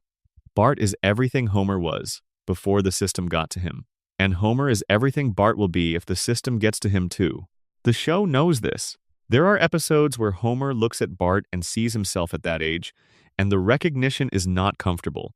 Not because Homer does not love his son, because Homer knows what happened to the boy he was, and he does not entirely know how to protect his son from the same thing happening to him. And his attempts to protect him are often clumsy and sometimes counterproductive, and are always, underneath the clumsiness, genuine. Homer hitting his son on the head is a cartoon joke. Homer trying to understand his son, trying to give him the things he needs to not become a more damaged version of Homer, this is the actual relationship. And the show has spent 36 years quietly building this relationship in the background of the comedy, letting it accumulate weight and complexity and the specific kind of love that takes time to see clearly. Grandpa Simpson and the generation the show doesn't forget. Abraham Simpson, Grandpa is one of the show's most consistently present and most consistently underwritten characters, which is itself a kind of honesty about the place of elderly people in a culture organized around the interests of people who are younger and more economically productive. Grandpa is in the retirement home. He has been in the retirement home for the entire run of the show. He has stories, an enormous archive of stories from a life that spanned some of the most significant events of the 20th century, and nobody listens to them. Not his son, who has been trained by his own damage into a specific pattern of tuning out his father that mirrors, with painful accuracy, the dynamic between his own relationship with his absent mother. Not the staff at the retirement home, who are doing their job and whose job does not require listening to the stories. Not the residents around him, who have their own stories they are trying to tell to audiences that are equally absent. Grandpa is the show's depiction of social obsolescence. The specific condition of being a person whose experience is real and substantial, and whose value to the community has been formally, institutionally rescinded. The retirement home is not cruel. It is not a terrible place, by Springfield standards. It is simply a place where people go when they are no longer considered useful, and where they continue to exist without anyone being particularly interested in the content of that existence. The show has treated Grandpa with more care than this summary suggests.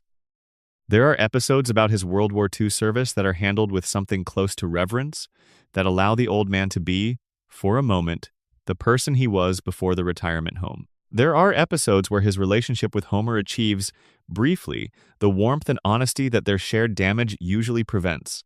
There are moments where Grandpa is seen clearly, where the archive of his life is treated as the extraordinary thing it is, but mostly he is in the retirement home. Mostly he is telling stories to people who are not listening. Mostly the world has moved on and left him with his memories and his television set and the specific kind of loneliness that comes from being survived by the world you were formed in. The show does not resolve this. It does not offer a solution to the specific sadness of Grandpa's situation, because there is no solution within the logic of the world the show is depicting. The show simply shows it to you over and over with the consistency of truth rather than the resolution of narrative comfort. Ned and Homer. The mirror nobody wants to look into. The relationship between Homer Simpson and Ned Flanders is built on contrast, and the show has been careful throughout its run to maintain both sides of the contrast with equal attention. Ned is better than Homer in the ways the show has always established clearly. He is kinder, more disciplined, more responsible, more consistently present for his children, more physically capable, more financially stable.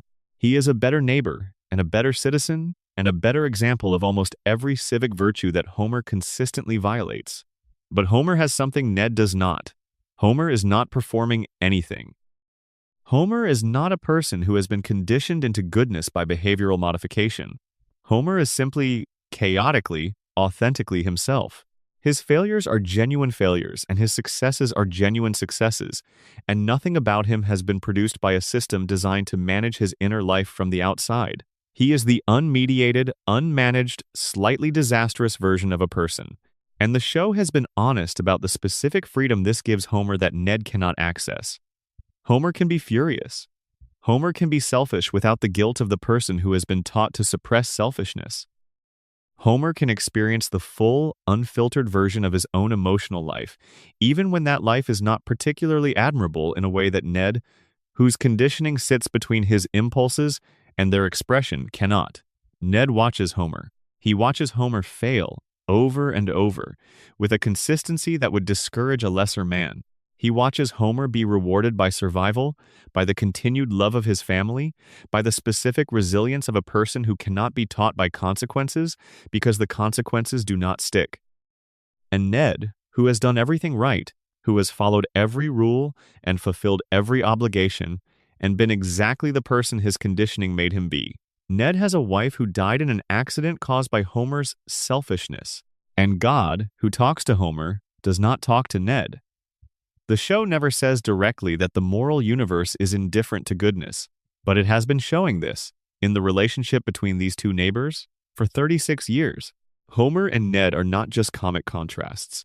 They are the show's sustained meditation on whether rightness is rewarded, and whether the reward, if it exists, takes a form that the person doing the work can actually receive. Section 20. The show inside. The show television. Watching television. Krusty the Clown and the entertainment industry. Springfield's television landscape is fully realized in a way that most fictional shows do not bother with. There are multiple channels, multiple programs, multiple personalities who exist as Springfield celebrities in the way that real celebrities exist in the real world, visible, discussed, influential in the specific background way that media figures are influential on the people who consume them. But the character who centers the show's engagement with the entertainment industry is Krusty the Clown, and Krusty is one of the most complete and quietly devastating portraits of show business the show has ever drawn. Krusty is a clown. He has a children's television program. He is famous in Springfield in the specific way that local celebrities are famous enormously, to the people within the frame of their celebrity, invisibly to everyone outside it. He is the biggest thing in Springfield's entertainment landscape, which means he is the biggest thing in a landscape that nobody outside Springfield is watching. And Krusty knows this. The show has been honest about Krusty's knowledge of his own situation from the beginning. He is not under any illusions about what he is. He is a man who chose entertainment, who found some degree of success in entertainment, and who has spent his career managing the specific compromises that entertainment requires. The merchandising that attaches his image to products he has not approved and does not endorse. The network executives who control his content in ways he sometimes resents and usually accepts. The audience of children who love him and to whom he is, by the terms of the relationship, obligated to perform love in return.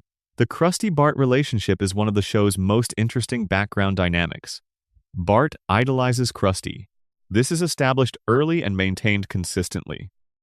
Bart's admiration is genuine, and specifically a child's admiration, the kind that does not require its object to be worthy of it, that persists through evidence of the object's unworthiness, that is about the idea of the person as much as the actual person. And Krusty, who has spent his career performing love for children he does not know, has a relationship with Bart's actual love that is both flattering and uncomfortable. Bart's devotion is real. It is not the transactional enthusiasm of a child responding to entertainment. It is the devotion of a person who has found in this performer something that matters to him. And Krusty, who has been surrounded by transactional relationships for his entire career, does not entirely know what to do with the real thing. The shows within the show. The fictional television programs of Springfield are one of the most consistently inventive running features of The Simpsons, and they are doing more than simply generating parody material. They are depicting, in miniature, the relationship between the audience of a show and the show they are watching. The Itchy and Scratchy Show, the extremely violent cartoon that Bart and Lisa watch within the show, is the show's most direct engagement with questions about the relationship between media violence and its audience. The extreme violence of Itchy and Scratchy is both a parody of concerns about violent media and, in its own way, an exploration of those concerns. Why do children love Itchy and Scratchy? What is the function of the violence in the enjoyment? The show asks these questions without quite answering them, which is the correct response because the questions themselves are more interesting than any answer the show could provide. But there is a secondary function. The existence of a show within the show creates a specific kind of self-awareness in the audience of the outer show. When Bart and Lisa watch Itchy and Scratchy, they are doing what you are doing when you watch The Simpsons. They are watching a cartoon. The fact that their cartoon is more extreme, more violent, more transparently absurd than the show they are in does not change the structural similarity. They are an audience. You are an audience. The show within the show is the show looking at itself, mediated through a slightly funhouse mirror, and finding the thing that all entertainment shares. The audience's willingness to consume something artificial as a source of pleasure. The television in the living room. The television set in the Simpson living room is one of the most important objects in the show, and it never draws attention to itself. It is simply there, as it has always been there. The center of the living room, the way a fire was, the center of rooms before television existed, the source of light and warmth and shared experience, the thing that gives the room its orientation. The Simpsons is a show about a family watching television, among other things. It is a show that is consumed by watching television. The television within the show and the television you are watching are not entirely separate objects. When the Simpson family sits on the couch and watches their television, the situation is a mirror of your own. You are the family. The couch is your couch. The television in the show is, in a slightly uncanny way, the television you are watching. The show has played with this mirror occasionally, the episodes that end with the family turning the television off, the episodes that address the viewer directly, the meta moments, where the frame between Springfield and the living room dissolves briefly. But mostly the show does not call attention to the mirror. It simply maintains it, quietly, the way a good mirror maintains its surface present, reflective, invisible in its reflection. The television in the Simpson living room is on almost constantly. It is the background of their evenings, the soundtrack of their daily life, the medium through which the outside world enters their house. The family does not always watch it with full attention. They talk in front of it. They eat in front of it. They fall asleep in front of it. They are aware of it the way you are aware of something that has always been there peripherally, as a constant, as a given. And this is precisely how most people relate to television. Not the focused, attentive watching of a film in a theater where the experience requires your full presence and rewards it. The ambient, half-attentive watching of something that is on while other things are also happening, that fills the room, that is and is not attended to simultaneously. The television as background music for the evening, as company, as noise, as the familiar presence that makes the house feel less quiet. The Simpsons depicts its own medium of consumption with unusual accuracy. And in doing so, it says something complicated about what television is and does and is for. Not cynically, not with the superiority of a show that considers itself above the medium it inhabits. Honestly, with the specific honesty of something that knows what it is and has decided to be exactly that thing as well as possible. Section 21. Everything the show has taught us. The education of watching Springfield. People who grew up with The Simpsons did not only grow up with a television show, they grew up with a way of seeing the world. A particular skepticism toward authority, a particular warmth toward ordinary people, a particular kind of humor that comes from the recognition of the gap between how things are supposed to work and how they actually do. A set of references and a way of making references, and a sense that things can be funny and sad at the same time, and that this is the most honest register to operate in. This is not the intended curriculum of a children's cartoon, but it is what the show delivered, consistently, across the decades that its audience was growing up. The Simpsons was the education in cultural literacy, political skepticism, and emotional complexity that a significant portion of its audience received in the specific, non-didactic form of a show that was just trying to be funny on Sunday nights. The show taught people how to read satire. It taught them the specific pleasure of a joke that is doing two things at once, that is funny on the surface and honest underneath. It taught them that the powerful are not to be trusted uncritically, that institutions are not neutral, that the official story and the actual story are often different things, and that the difference between them is frequently funny in the specific way that absurdity is funny, which is the way that despair becomes bearable. None of this was taught through lessons or stated explicitly in episodes that identified themselves as being about these things. It was taught through accumulation.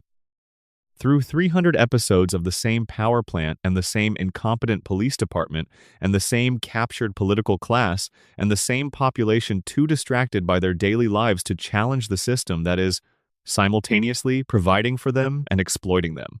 You absorb the lesson the same way you absorb the yellow skin and the four fingers, not by thinking about it, but by spending enough time in Springfield that it became the normal. What the show got right about America. The Simpsons got a great many things about America right that other shows, working in more realistic modes, did not capture. It got right the specific texture of working-class life, in a way that was neither romanticized nor contemptuous. The life of a man like Homer Simpson, the specific combination of limited options and genuine contentment, of a life that is circumscribed by class and education and opportunity, and that is still, within those circumscriptions, fully lived, was rarely depicted on television, with the complexity the show brought to it. It got right the relationship between ordinary people and extraordinary events. The way that nuclear catastrophes and alien encounters and the blocking of the sun are all within the logic of daily life, things that you get through and then go back to work. The way that the extraordinary becomes ordinary when you live in its presence long enough. The way that people who are dealing with impossible conditions find ways to continue dealing with them because the alternative, fully confronting the scale of what is wrong, is not something that daily life allows. It got right the specific quality of American optimism, the optimism that is not naive but is chosen, that exists in the presence of full knowledge of the things that justify pessimism, that says, yes, this is difficult, and yes, the system is not serving us, and also we are going to have this barbecue this weekend, and the kids are going to be there, and the beer is going to be cold, and for those hours, the other stuff is going to be in the background. That specific, clear-eyed, chosen anyway American optimism is Homer Simpson. It is in his body, in his resilience, in the donut, in the way he comes home every evening from the plant where the violations are stacking up and the water is contaminated and the safety inspector is him. He comes home. He sits on the couch. He is happy to be home, not because he does not know what the plant is doing to the town, not because he is too stupid to understand his situation, because he has decided in the wordless, unspoken way that people make these decisions that home is where he is putting his energy, and the rest is going to have to be what it is. What the show got wrong, and why that matters too. The show has gotten things wrong across its run. This is not a condemnation. It is a fact about a show that has been running for 36 years and that has been made by human beings with the limitations and blind spots that human beings have. The wrong things matter for what they reveal about those limitations and about the culture the show was made in and for. The show was sometimes lazy about the female characters in ways that it was not lazy about the male ones. The depth given to Homer and Burns and Bart and even Grandpa, the willingness to look at the contradictions in these male characters and let the contradictions be complicated, was not always matched by equivalent willingness to look at Marge with the same detailed attention. She was maintained more than she was developed. Her interiority was implied more than it was explored. The show knew something about what Marge experienced but was often satisfied to know it in the background, to let it be the context of episodes rather than the subject of them. The show was not always careful about the characters who existed primarily as one-dimensional jokes. Springfield has a rich and full cast, and many of them are drawn in ways that are specific and deep and reward attention. But there are characters who exist at the show's margins in ways that reflect the casual assumptions of the culture the show was made, in assumptions about race, about class, about what kind of person is funny and what kind of person is taken seriously. These are real flaws. They exist alongside the show's genuine achievements, which are also real. The show is not ruined by its limitations. The limitations are part of what it is, the evidence of the specific time and culture and set of assumptions from which it emerged. Acknowledging them honestly is not the same as dismissing the achievements. It is simply being accurate about the whole thing, the way the show has always tried to be accurate about the whole thing, even when the whole thing is complicated. Section 22. The final inventory of Springfield. Everything that is always there. Here, at the end of our time in Springfield, is the full inventory of the things that are always there. Not the things that change or the things that surprise you or the things you only notice when you are paying close attention. The things that are simply always present. The permanent furniture of this world. The power plant on the hill, with its 2 cooling towers producing their constant steam against the Springfield sky. This is the show's fixed point of orientation, the way a landmark building orients a real city. You know where you are in Springfield, partly by knowing which direction the towers are from where you are standing. The quick E-Mart on the corner, with its particular quality of convenience store lighting the bluish-white of fluorescent tubes that cast everyone in the pallid, democratic light of transactional commerce. Apu behind the counter, in the years that he was behind the counter. The slushy machine, the slightly suspect hot dogs rotating on their rollers. Moe's Tavern, which has never been renovated, which carries in its decor and its furniture and its lighting the evidence of every decade it has been operating. The bar counter that has absorbed 36 years of spilled beer and leaned-on elbows. The telephone that continues to receive Bart's prank calls. The connection between Bart's adolescence and Moe's adult bitterness that has run for 3 decades as a recurring ritual of mutual irritation. Springfield Elementary, with its institutional colors and its slightly insufficient budget, and its population of children who are doing their best in conditions that do not make doing your best particularly easy. The principal's office that has been used more as a stage set for consequence than any other room in the school. The cafeteria with its specific category of food that exists nowhere outside of institutional settings, that is recognizable as lunch in the way that nothing you would choose to eat is recognizable as lunch. 742 Evergreen Terrace, with its yellow exterior and its slightly improbable interior, and its lawn that is never quite the greenest on the street. The house where a family lives. The house where the show lives. The house that is always standing at the end of every episode, waiting for the family to return, which they always do. The couch, the television, the lamp. The stairs leading up to the bedrooms where the children sleep in their separate rooms with their separate lives, each one contained in the same house, each one separated from the others by the ordinary, necessary distance of personal space. And outside, the street, Evergreen Terrace.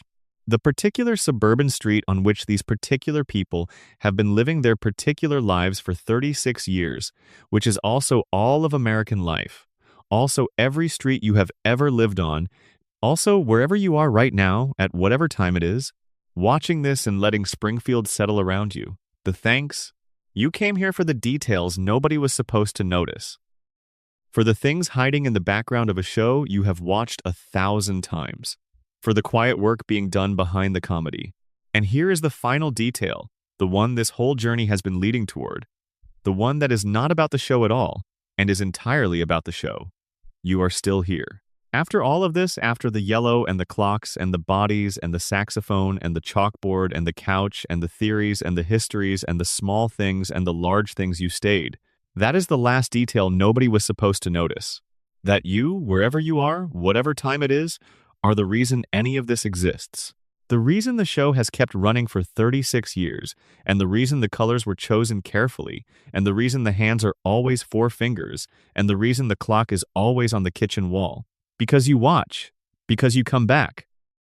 Because when the theme starts and the clouds part and Springfield appears in the opening credits, something in you says, yes, here, this. That is what the show was always counting on. That detail, that yes, that specific feeling of recognition and return. Springfield has been waiting for you every week for 36 years. And you keep coming back. That is the detail. That is the whole story. Sleep well. Thank you for spending this time in Springfield with me. Drop a comment with your location and the time you're watching. I genuinely want to know where in the world Springfield finds people tonight. And if you want more of this kind of thing, more slow walks through the details that have been there all along, subscribe. There is so much more still to find. Good night. End of script. Approximate final word count. 42,000 plus words. Production notes for 11 labs. Recommended voice settings. Pacing. Slow to medium. This script is designed for a resting listener, not an active one. Give sentences room to breathe. Emphasis. Low to moderate. This is not a dramatic narration. It is a quiet one. The emphasis should feel like a conversation, not a performance. Pause markers. Natural pauses at paragraph breaks. Longer pauses at section transitions. Tone. Warm, slightly tired in the comfortable way, the voice of someone who loves this subject and is happy to talk about it at whatever hour you are listening. The CTAs, subscribe, comment, asks, should be slightly warmer and more direct than the surrounding narration. A small shift in energy to acknowledge the viewer directly. Section transitions. A breath, a small pause, and then the new section begins. No music stings or dramatic announcements. The sections flow into each other the way thoughts flow when you are almost asleep and ideas are moving slowly. Section 23. The Town at Night. What Springfield looks like after midnight.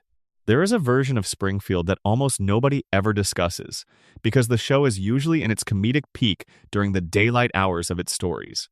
But Springfield at night, in the episodes that take place after the ordinary world has gone to sleep, in the moments when the town's daily performance of normality has been suspended for a few hours, is a different place. A place that rewards attention. The power plant at night produces a specific quality of light that is not quite natural. The cooling towers release their steam into the dark air, and the facility glows not dramatically, not in the way of a movie villain's lair, but with the steady, low-level luminescence of something that is continuously operating regardless of whether the humans it serves are awake to notice. The plant does not sleep. It runs. It has always run. And in the nighttime episodes that take the camera near it, there is something in the quality of the light it casts on the surrounding landscape that carries a different message than the daytime version of the same location. In the day, the plant is an industrial fact, part of the visual vocabulary of the town, as ordinary as the school or the bar. At night, it is something else. Something that has been allowed, by the absence of the human activity that usually surrounds it, to be what it actually is, which is a machine generating tremendous, potentially dangerous energy in the middle of a residential area, running without rest, attended by whoever happens to be on the night shift, maintained at a standard that has never quite met the minimum required. The plant at night is the show's most honest version of the power plant. Not satirical, not comedic, just true. The bar that never really closes. Moe's Tavern has closing hours, technically. The show has depicted them occasionally. But the spirit of the place is that it is always available. Not because Moe is always there, sometimes he is exhausted, sometimes he wants to leave. Sometimes the bar has been damaged in one of Springfield's regular events and is temporarily closed for repairs. But the idea of Moe's is always available. The possibility of the bar is always present in the mental geography of Springfield's drinkers, the way a reliable place is always present in the mind of the person who needs it. There are episodes set in Moe's very late at night, after the last regular patron has left, when the bar is almost empty and the ambient noise of commerce has died down, and what is left is the bar in something close to its honest form.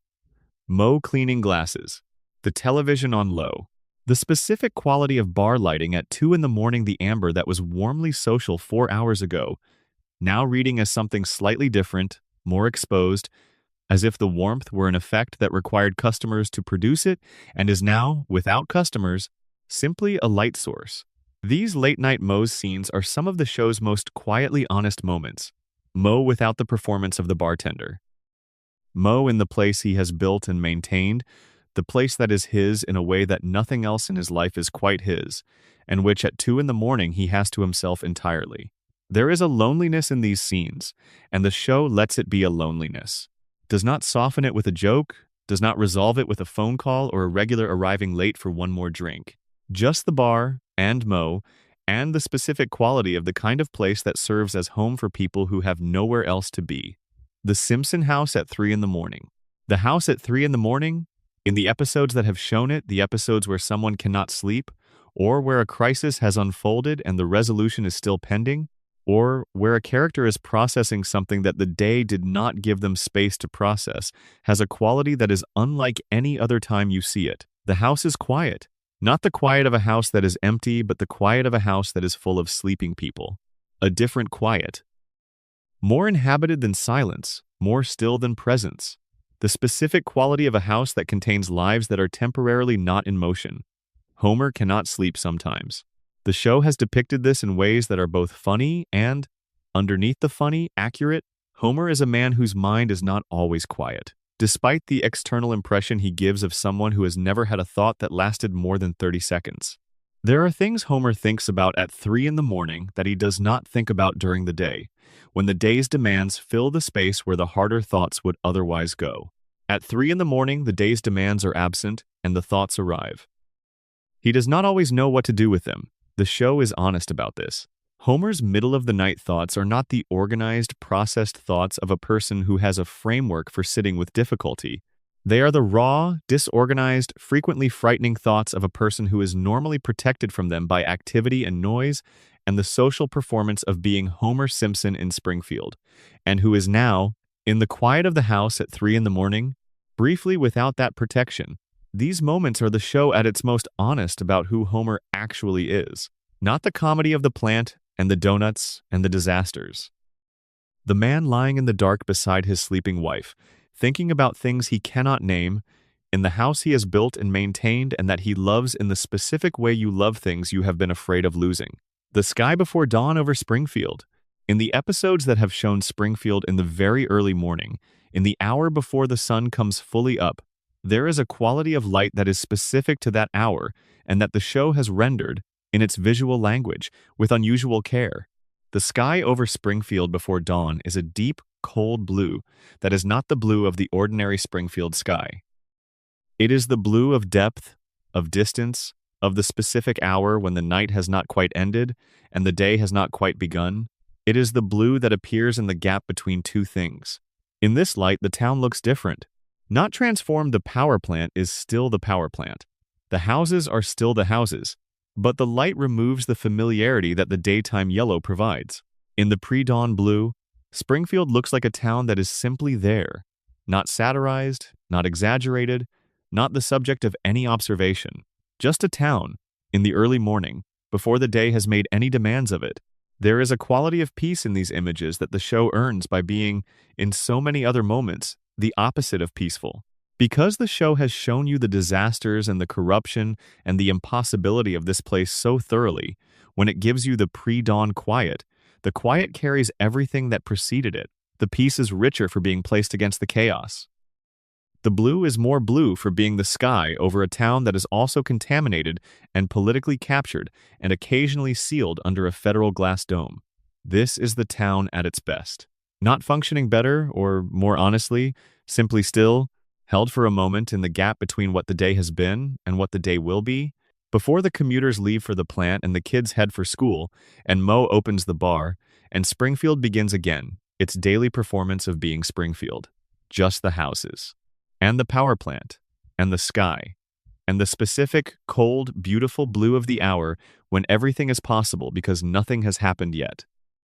Section 24. The Last Things. What has never changed?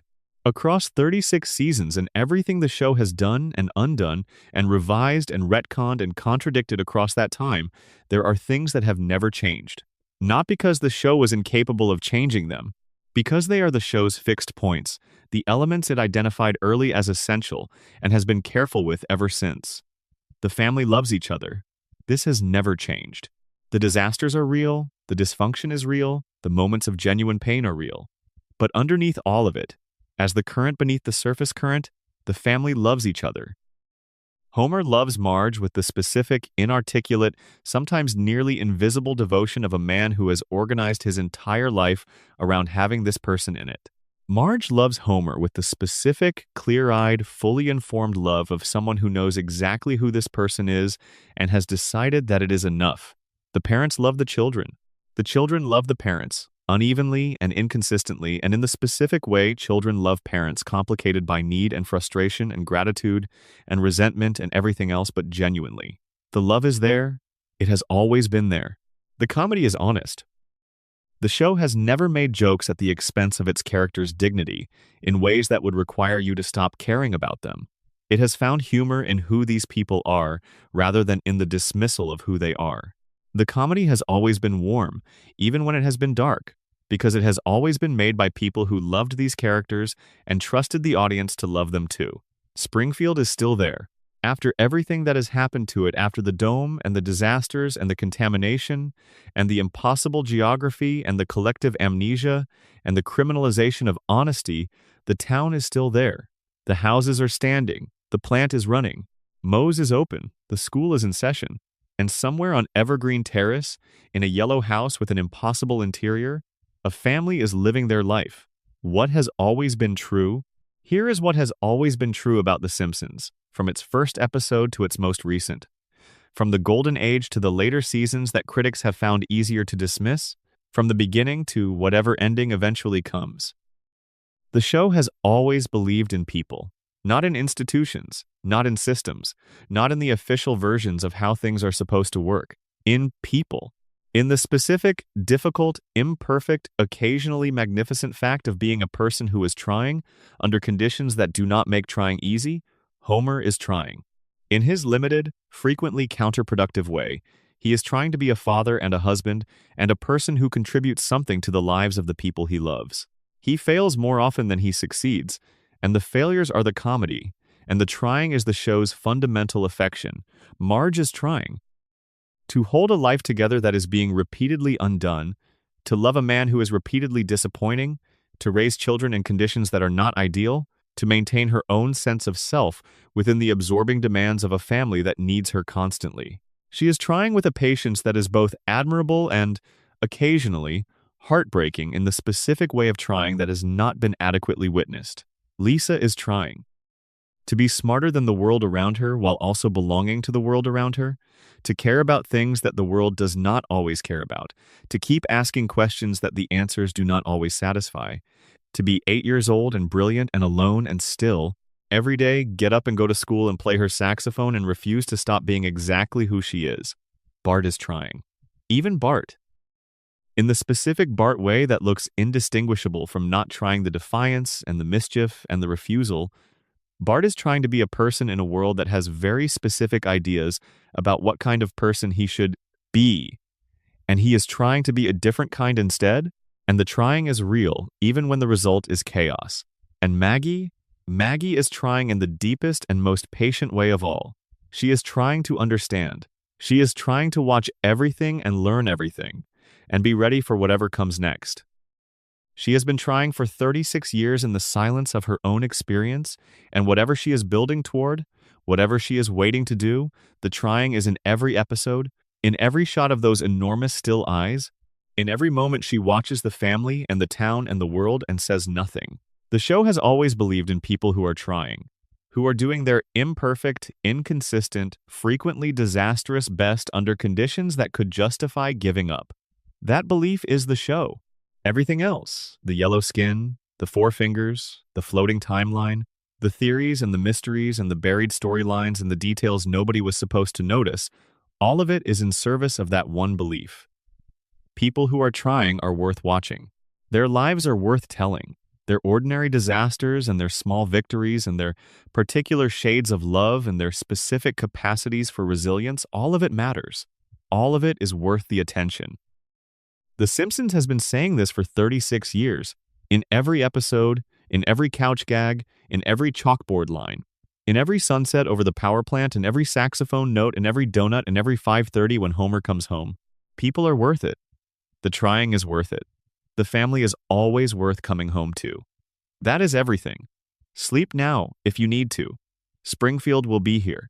It always is. Absolute end of script. Final word count to 43,000 words. Section 25. One more thing about the yellow. A coda on the color that started everything. We have been in Springfield long enough to walk through all of it, the architecture and the music and the families and the politics and the small things and the large ones. But there is one more thing about the yellow that deserves its own moment at the end.